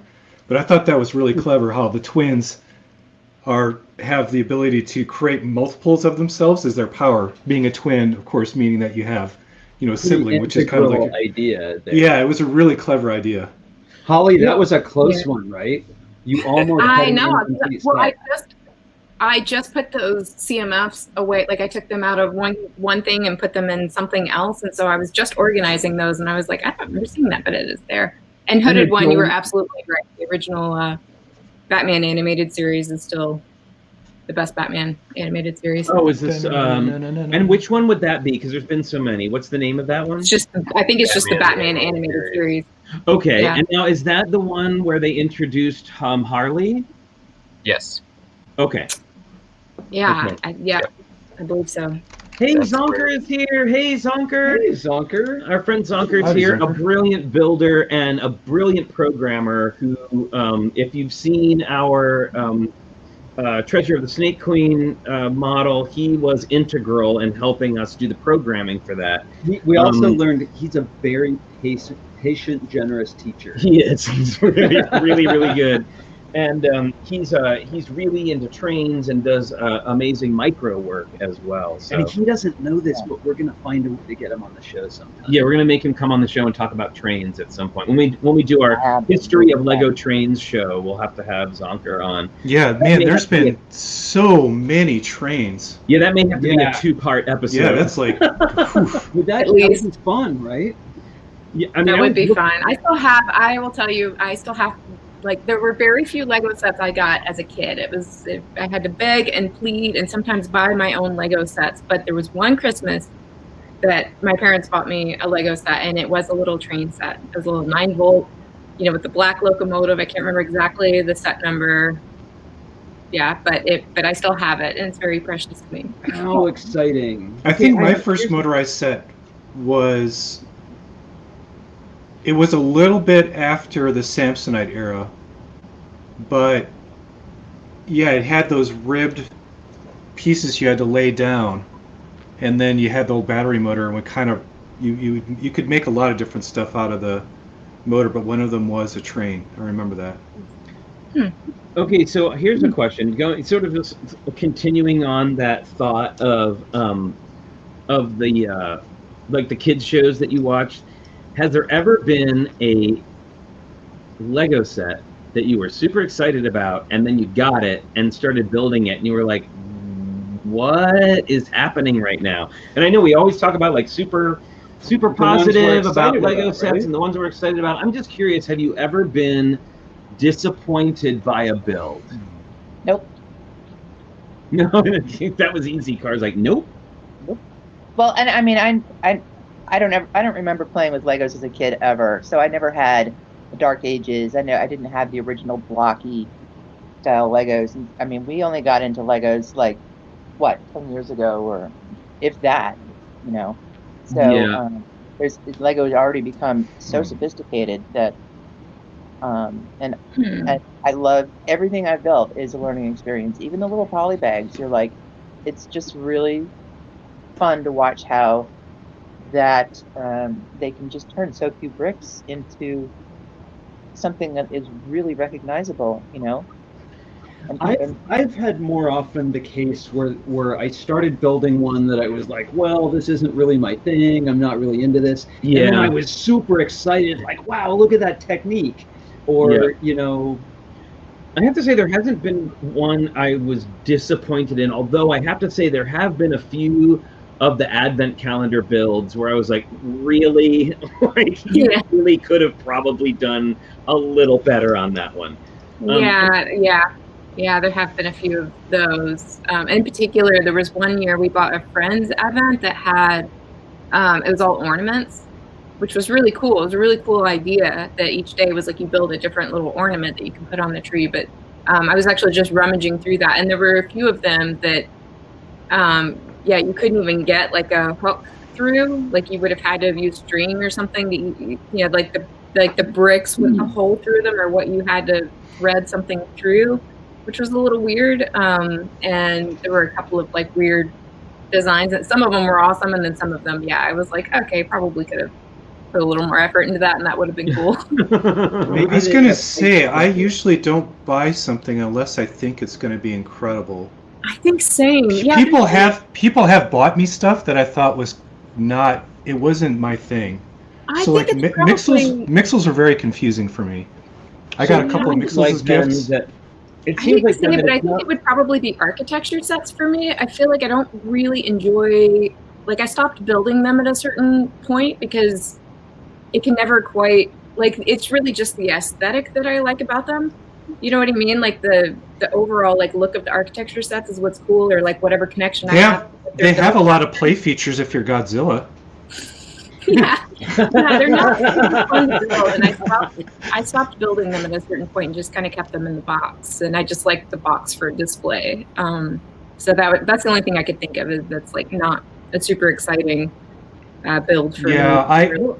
Architecture, I have Falling Water, which is kind of the OG one, and the reason that's cool is it came in components and sections. Yeah. Right. So and I've been to Falling Water, so it really did tell you the architectural history of how it's faultily put together, designed not great, but it looks cool.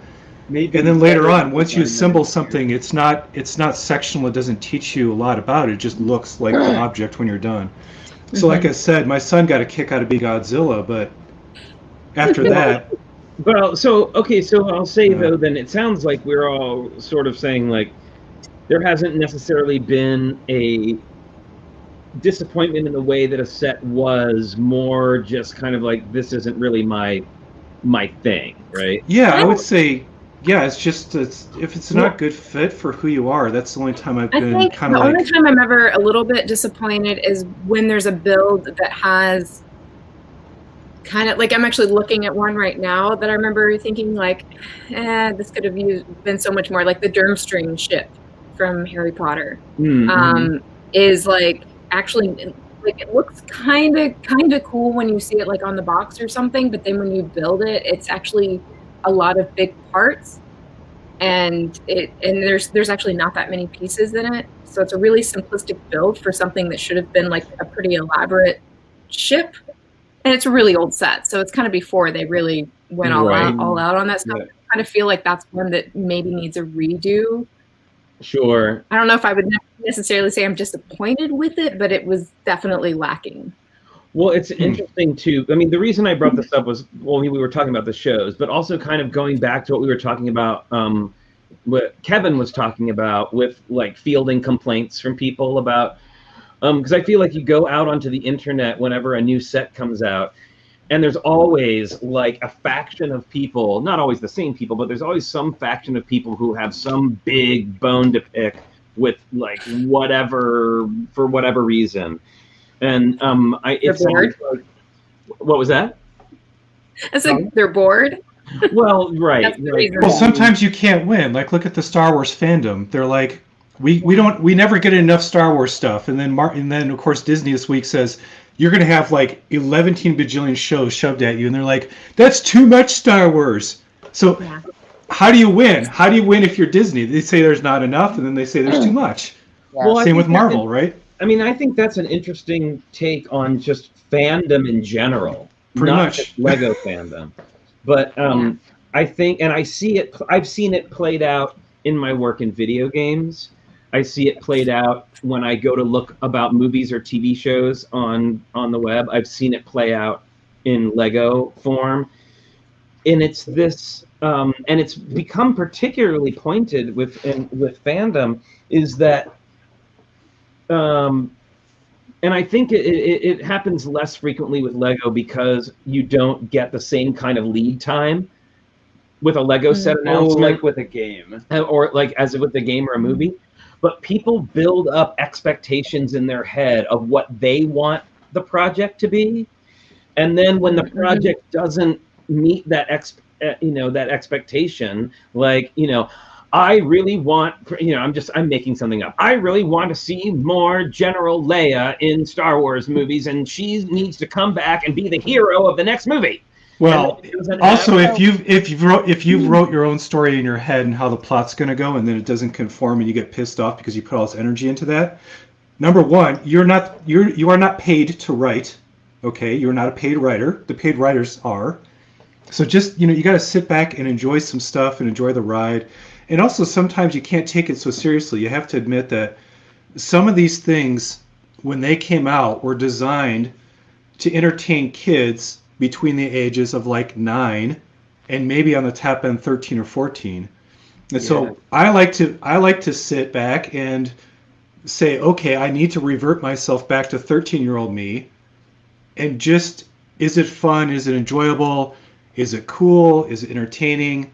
And then worry about the lore, and arguments over canon drive me nuts too. So can I make one point too? That what's funny to me specifically about like the complaints of Lego, if it's just a matter of like the build experience, if that's what you're asking, like have you ever gotten a set and you're disappointed with how it's built or constructed or the building experience?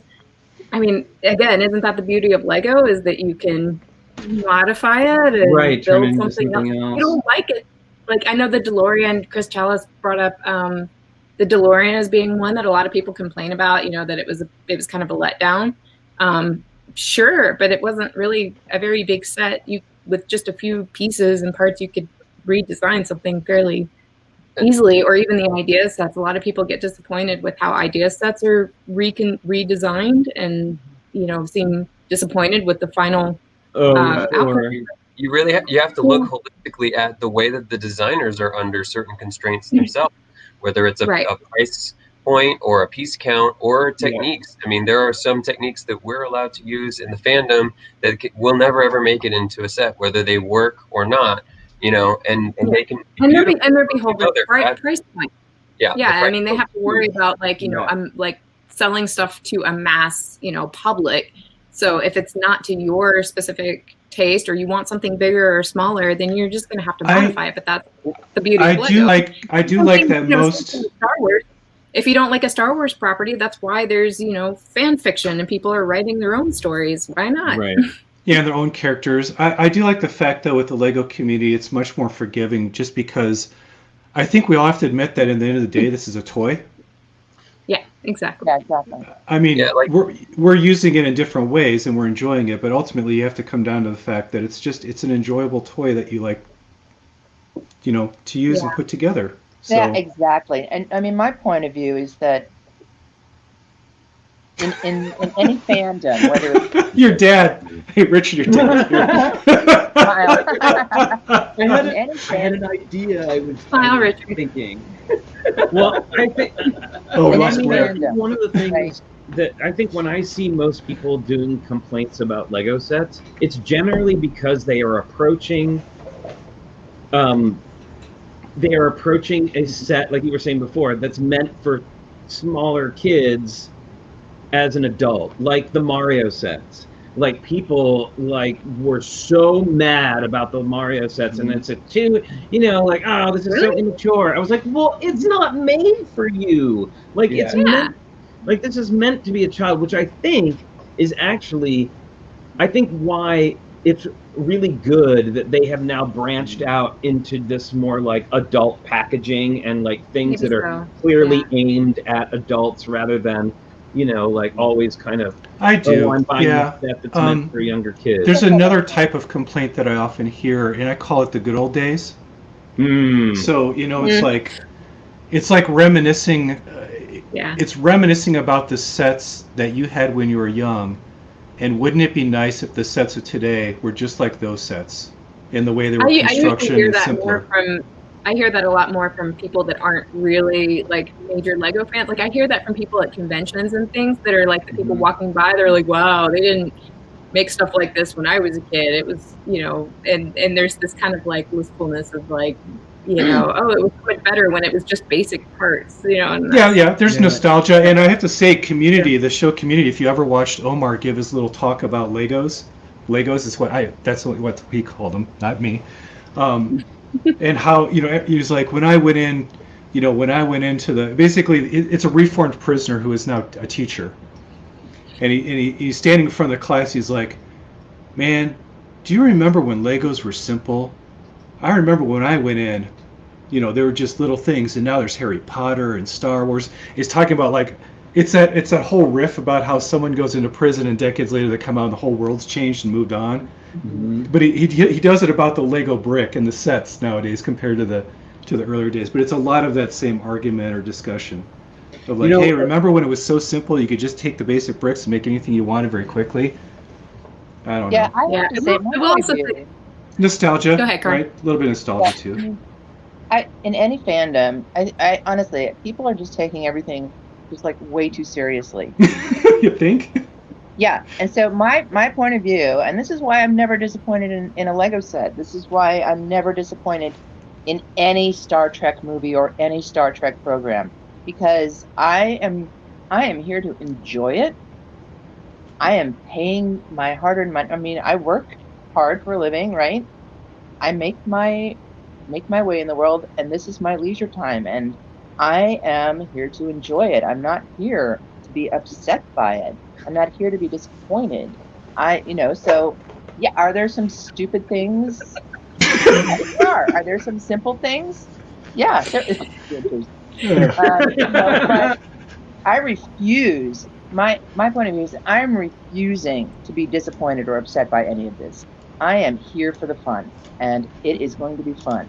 Very Yeah. good. Very good. And I do think there are two different kinds of complaints. I think there's like a complaint where like, oh, I'm so bummed out and I really don't like this. And then there's like critiques. And I see those as two different things. Like I think it's perfectly fair to critique a set and say, oh, I don't like this because there's a certain aesthetic or something, but then there's complaining because, oh, you didn't make the one thing that I wanted, you know? Yeah.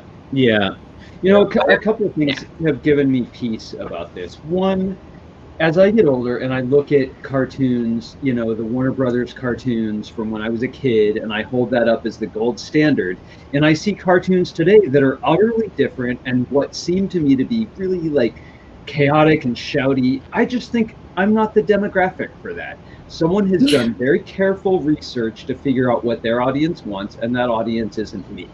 Yeah. And then to go with something Holly said about, you know, designers have budgets. I used to design lighting for weddings, and weddings are like, that's the one special day, and you better get it right, and it better be special. And I designed a wedding where they spent $30,000, and this is 20 years ago, on their wedding, just on the lighting for their wedding. And so I got to pull out we went up on a hilltop and built there were tents and generators, and I did every dream I ever had about lighting design for a wedding. And then the next week I had a $2,500 wedding. And you can't do the same things. You know, you can't do the same things in a poly bag that you can do in a UCS set. Right. Exactly. Well, and actually, I find that it's the ones, usually people complain more about the bigger budget sets, I think, because the expectation is so much more, you know? So there's that kind of double-folded or double-edged sword, too. It's like, sure, you can have a bigger budget and more time to design something, but then the expectations rise with that. So, you know, you don't really hear people complaining about poly bags. True. I don't know. I do feel for the designers, and I know there's been a few times where even I have like criticized certain sets, and again, it's never like, oh, I'm mad about this. Like I even criticized Lego for the police station, and for a couple of reasons. It was like, you know, I did call them out for being a little bit tone deaf on that. I do understand all the logistics that are encompassed with that, but I was on the side of like, wow, I'm really surprised that they released that right now. I'm not mad about it. I'm not personally like offended by it, but I do kind of see how it's, you know, triggering. And then, you know, and then I did kind of give my like aesthetic critiques where it's like, oh, maybe I wouldn't have done it like that. Like there's a few little weird things about it, but I'm also like, I could just not buy it if I don't particularly like it. I have the option to not buy it, or I can modify it. Like I'm not mad about it. Well, I think I'll just briefly, I think, and probably the only reason that I really even felt like disappointed by it is because I'm such a fan of the modulars. Like I've bought every single one of the modulars, and it's that one thing that you look forward to every year. Yeah. So it was a disappointing release, but again, not mad. But I can kind of see how people get caught up in the emotions of it.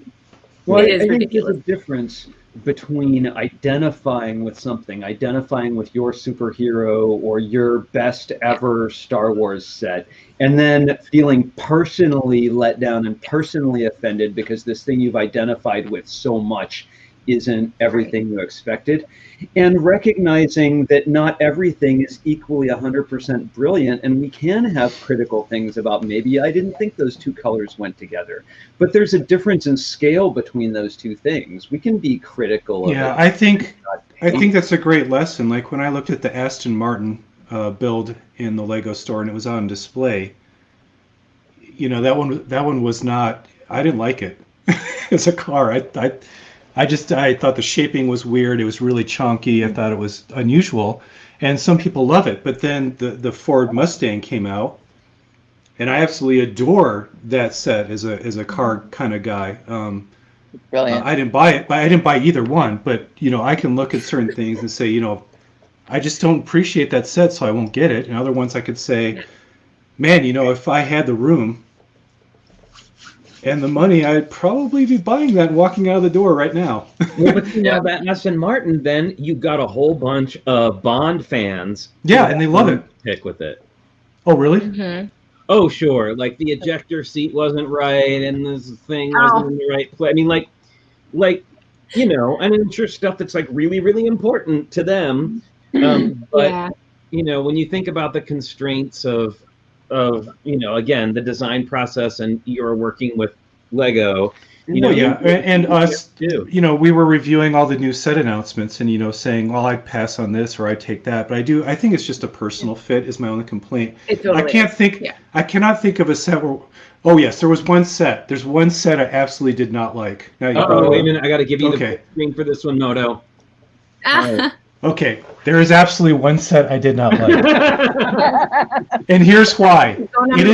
It is a Teenage Mutant Ninja Turtle set, and you are building the main vehicle from that animated series, and when you put it together, it constantly falls apart. It was not QA'd. It was not QA'd correctly. Yeah, it was not QA'd for the play function or features, and it's been written about in a lot of places where this is one of the most fragile, just wonky sets that just comes apart. And my son was really into TMNT, man, and I was putting that thing back together like every single hour when he was playing with it.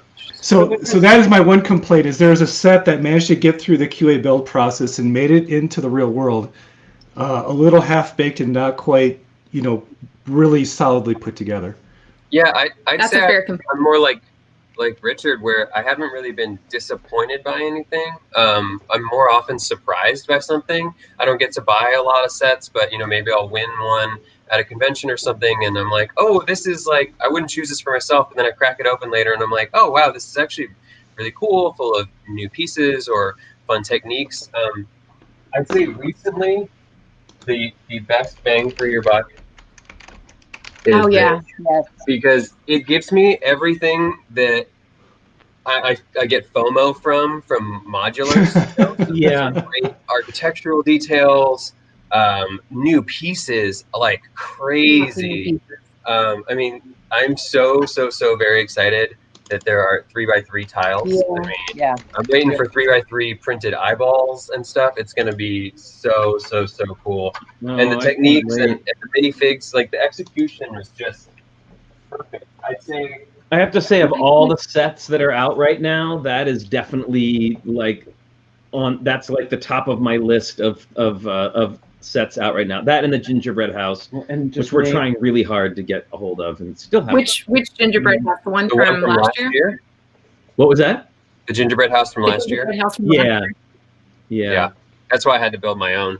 But like when it comes to things that disappoint me, I'd say it's maybe a new element came out, like an accessory element that has like a mold injection hole, where it could have been a hair accessory hole as well. And I'm like, this, or there's a place where something could have been bar capable, or a set that's all, you know, like maybe a couple dinosaurs and a facade, or like something that's just a facade and it's more like a minifigs and, you know, characters pack.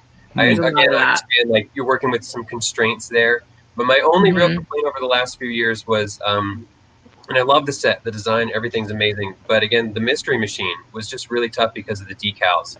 And that's one where like, you know, I don't think a kid could have tackled those decals and had it look really good. I mean, I had You got sticker shock. yeah, that's true. Get it to line up right. But like, it's a double-edged sword, right? Because there's some people who are like, oh, I hate stickers because they're a pain to put on, and then there's like, well, but there's people who love stickers, and and because then you have the ability to use the piece over and over again. Oh yeah, it has to be aligned perfectly for it to Yes, it work. does. Yeah, I had to be in mind to get it to work. But then there's also, like if it was all printed, that would have been exorbitantly expensive for them to do for one set. It's just not feasible. Though, I think they could have. I think this would have been worth printing. I mean, like I would have paid another $10 if it was all printed parts, but that's just me. I know a lot of people I probably. don't know. But they did their price research on that They one. did. Oh, They yeah. went to That was dialed into the penny. Blair, Yeah. Sorry, to the chrono. You just taught me a new technical term, Blair. What? Bar capable. Oh yeah, I mean, like there's so many. Sometimes elements come out, and you're like, well, why is this segment that's so close to being like somewhere where a clip could connect just not?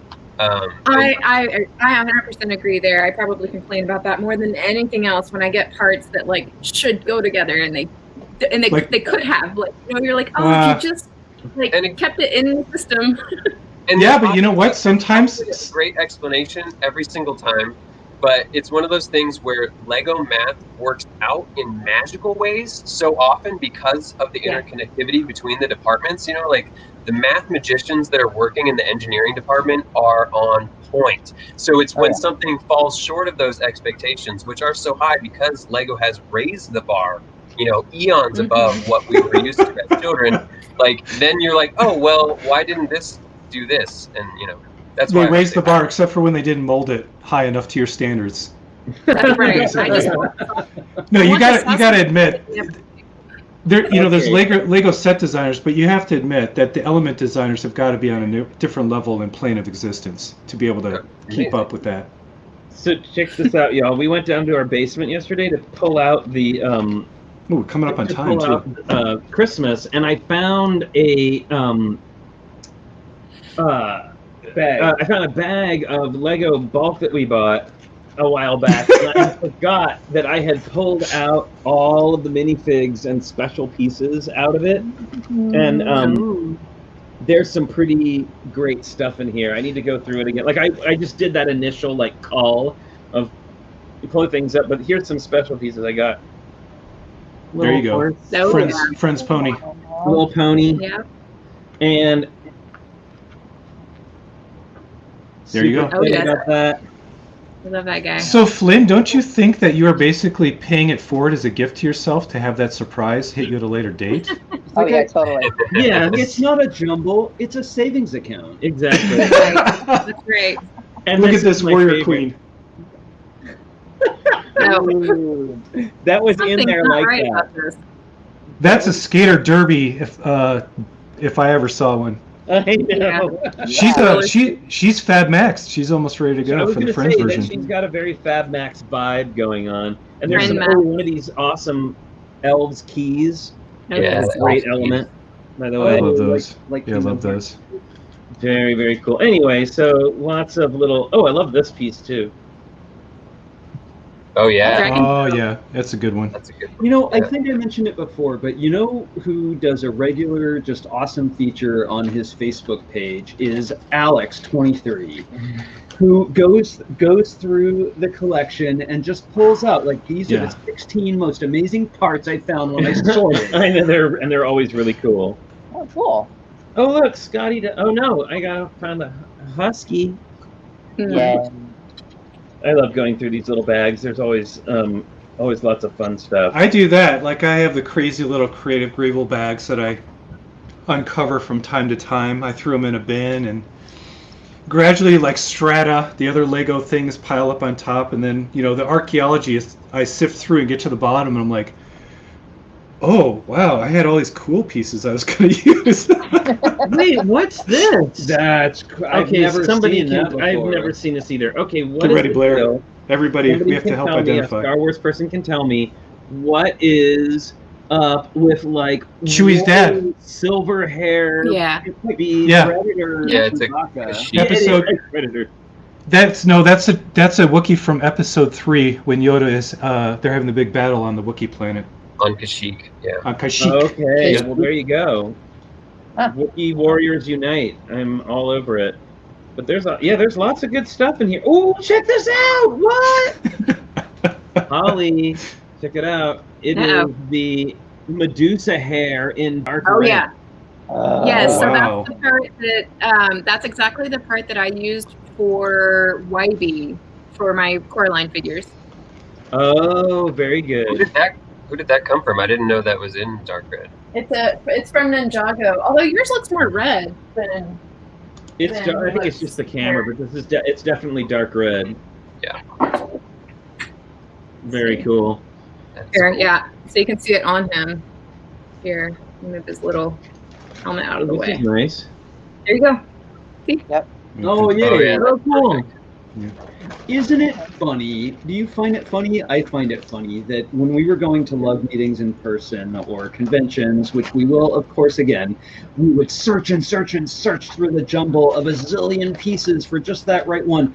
And if we went in the other room, we would find like all of our treasure in that, in that archaeological thing where we made the bowl of all our favorite pieces, and then it's under 15 layers. Yeah. Just like jumble searching in our house is so rewarding. I love doing stuff like that. Oh, here we go. I missed that about going to Wolf. Brick Phoenix. Which, by the way, this wolf head piece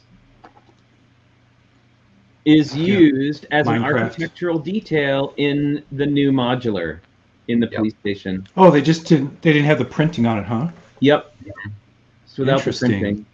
You know, that's actually one place where I'm like reverse disappointed lately is seeing Lego bring molds out that I was initially expecting to be licensed IP only, which is really cool because I like to use those unusual elements in mocks, or they come to me as an idea for like a contest submission, and they're constantly saying like be aware not to use IPs that aren't part of this contest. And to see them do that for themselves, you spend a lot of money investing in a new mold, and if it's something that can be used again as some NPU, nice parts usage, we should, as a community and as the company, get to use that mold again outside of that original IP. So to see that and like the centaur legs and stuff, good on you, Lego. Keep it in house. You made it. You invented it.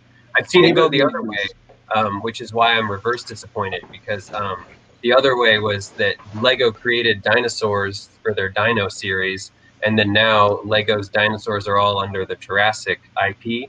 So Pteranodon jaw is now considered a licensed element, and I'm not able to bulk buy them. So if we can reverse that, that would be super. Bummer. Hey, Oh, Flynn. goodness. Well, and also too, they're always those dinosaurs are always ridiculously expensive. Yeah. Like And outrageously the dinosaur expensive. sets are ridiculously expensive. But that Hey. jaw element in the like rubbery stuff, I really want a bunch for a pine tree. So fingers crossed, Lego. Let's sneak them in there somewhere else. So Beskar Brick says there seems to Pretty be a much. contest among Lego modular building designers on who can use the strangest pieces in the most normal way. I am Yeah, 100% absolutely. here for that. Totally. Oh, Flynn, can I mention something now that we're coming up on the hour? Please do. So this is going to be blatant self-promotion. Yay! We are okay with that. We love your self-promotion. So today, I launched the first video in a series called Let's Brick It Out. So I'm walking through my latest Lego model, and I'm basically showing every single tip, trick, and technique that goes into it.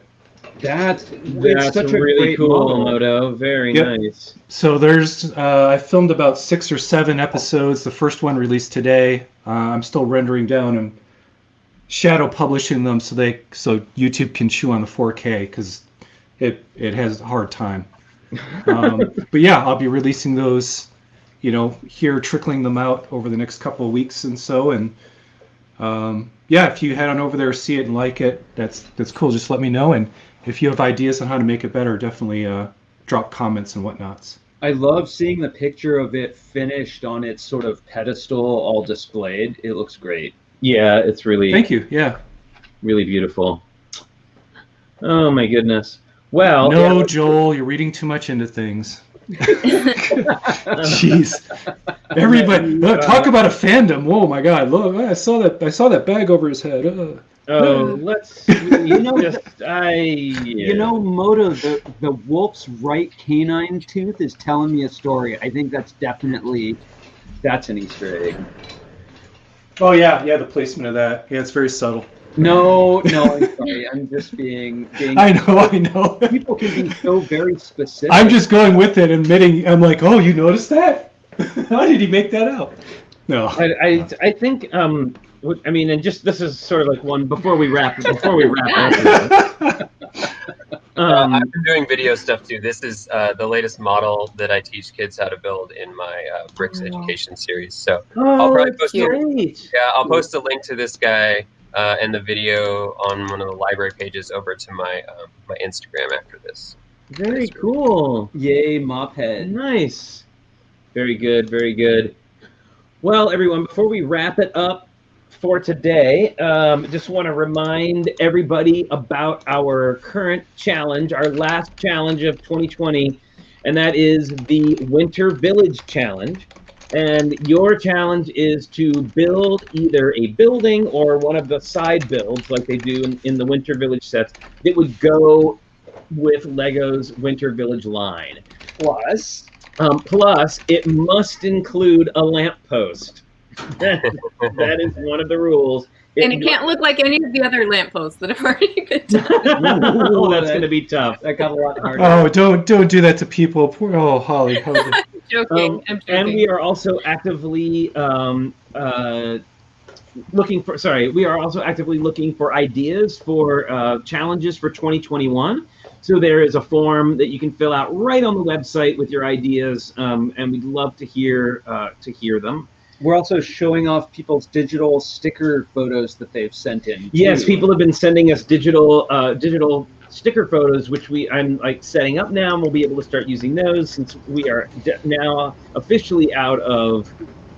I can't believe that. So that means we have shown at least 150 sticker sets. Yeah, which is crazy.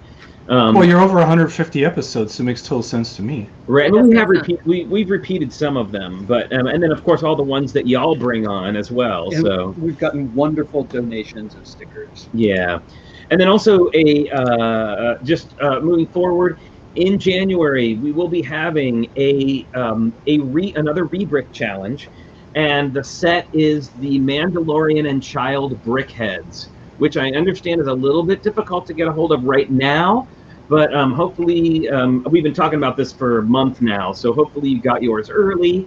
But that's definitely something you can go out. It's a $20 set, and we will be doing 2 challenges based on that. We will be doing one will be a Rebrick challenge where you don't build a Brickheads. You only use the pieces that came in that set to build something that's not Brickheads. And then we're going to have a separate Brickheads challenge where you'll be able to use the base pieces in that to create your own Brickheads. And you can import it into Bricklink. You can import the set into Bricklink Studio too. So if you That's right. Thank you. I always forget. There's always Yeah. one element of it I forget. Yes, there is. You can bring that set into Bricklink Studio. So, oh yes, and Marilyn reminds me, it's the 2,000 sub challenge. Excuse me. Oh yeah. We're trying to get to 2,000 subs. We've been floating around 1920 for about 2 months now. And I know that we can get more people. And there is Moto is showing off the model that you can win, unbuilt, of course. If you, in fact, win, if we when we hit those 2,000 subscribers, we will actually be doing this. Look at all that gold. Very pretty. Very nice. All right, so yeah, we've got one of those to give away, and then soon we'll be having another amazing set from a gift from Moto that we'll be using to then hopefully get to 3K subs, but we'll see.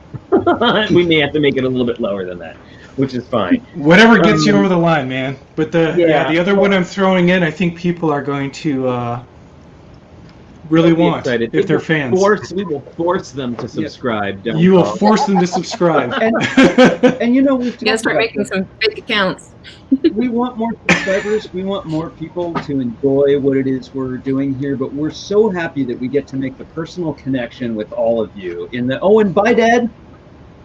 In the chat and who don't chat and who do all of these wonderful builds together. We're just so excited that we get to make that connection and all hang out together. Absolutely. And I know we've talked about this before, but there are definitely a lot of channels out there with multi-bazillion thousands of subscribers, but I feel that a lot of them don't end up with the kind of personal connection that we've all been able to make together, and that is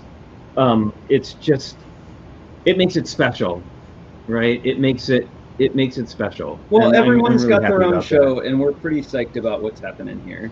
Yeah, it's pretty great, and also the fact that we have such a great group of folks here who agree to come on every Sunday and hang out and talk about ridiculous stuff, whatever happens to be the thing that we talk about. So we really appreciate y'all coming and showing up and clicking. It's a clicky job, but somebody's got to do it. Exactly. Well, I hope that everybody here has. Oh my goodness! I imagine I imagine Clicky like Batman in the movie where he's all the suits, like all the different colors of Clicky, and he just adds his eyes onto them, and that's a new outfit. It's like Pretty much. Clicky chorus line. That is. Yeah. Everything I need to make a stop motion animation of Clicky with all the different faces already pre-readied. All the That's various right. motions. Well, Clicky replacement. we will be back tomorrow at 10 a.m. But for now, we are going to sign off because we are going to head on over to Mairead's house so that she gets a little bit of birthday fun on this dreary, rainy day here in Oakland. But thanks everybody again so much for coming and joining us. And hi, Splashy. I just waved at Splashy. Well, who wouldn't? Hi, Splashy. Oh my God, Splashy's here. He's made a guest appearance. See, 20 years from now in the future, people will say, people were really entertained by Splashy. I find that completely unbelievable. I know. I really They're enjoyed gonna be that trying to as figure. a kid, but now as an adult, it's just ridiculous. Talk about something that hasn't aged well. Feature me. Yes, at one point we were excited about pet water. It'd be pretty exciting if you found that pet water in a Mad Max wasteland, though. You'd be pretty stoked. Yes, you would. Would. Yeah. But Be the then first thing to Splashy- go. Pet water. Oh, I'd be like, oh, Splashy has to give their life like a tauntaun. so that others may live. That's okay. You thought it smelled Splashy bad on will the always- outside. Splashy Yeah, will Moto, I always think you're be gonna have to make that like a double-sided head where you put the frowny face on the backside. I was going to. I just didn't have the time. But yeah, I also need to make a splishy. I need to do the half PAB cup. Well, finally, we have something that's worthy of Happy word. Zan turning into. So, form of giant eagle, form of Splashy. Splashy. Just saying. Like, Oh, you guys. all right, y'all. You better put a patent on your water. Sure, he should. Yeah, he better start filing it tomorrow. I think Copyright. Richard owns that one. Yeah, that's Well, right. I Richard's hope got that it. everybody has a great rest of your day. We will be back tomorrow at 10 a.m. And until then, don't forget to stay safe, stay healthy, wash your hands, wear your mask, get that flu shot, and we will see you next time. And I gotta say, take my dad's advice and remember to smile. And remember, all right, bye everyone. Bye, everyone. See you, later. everybody.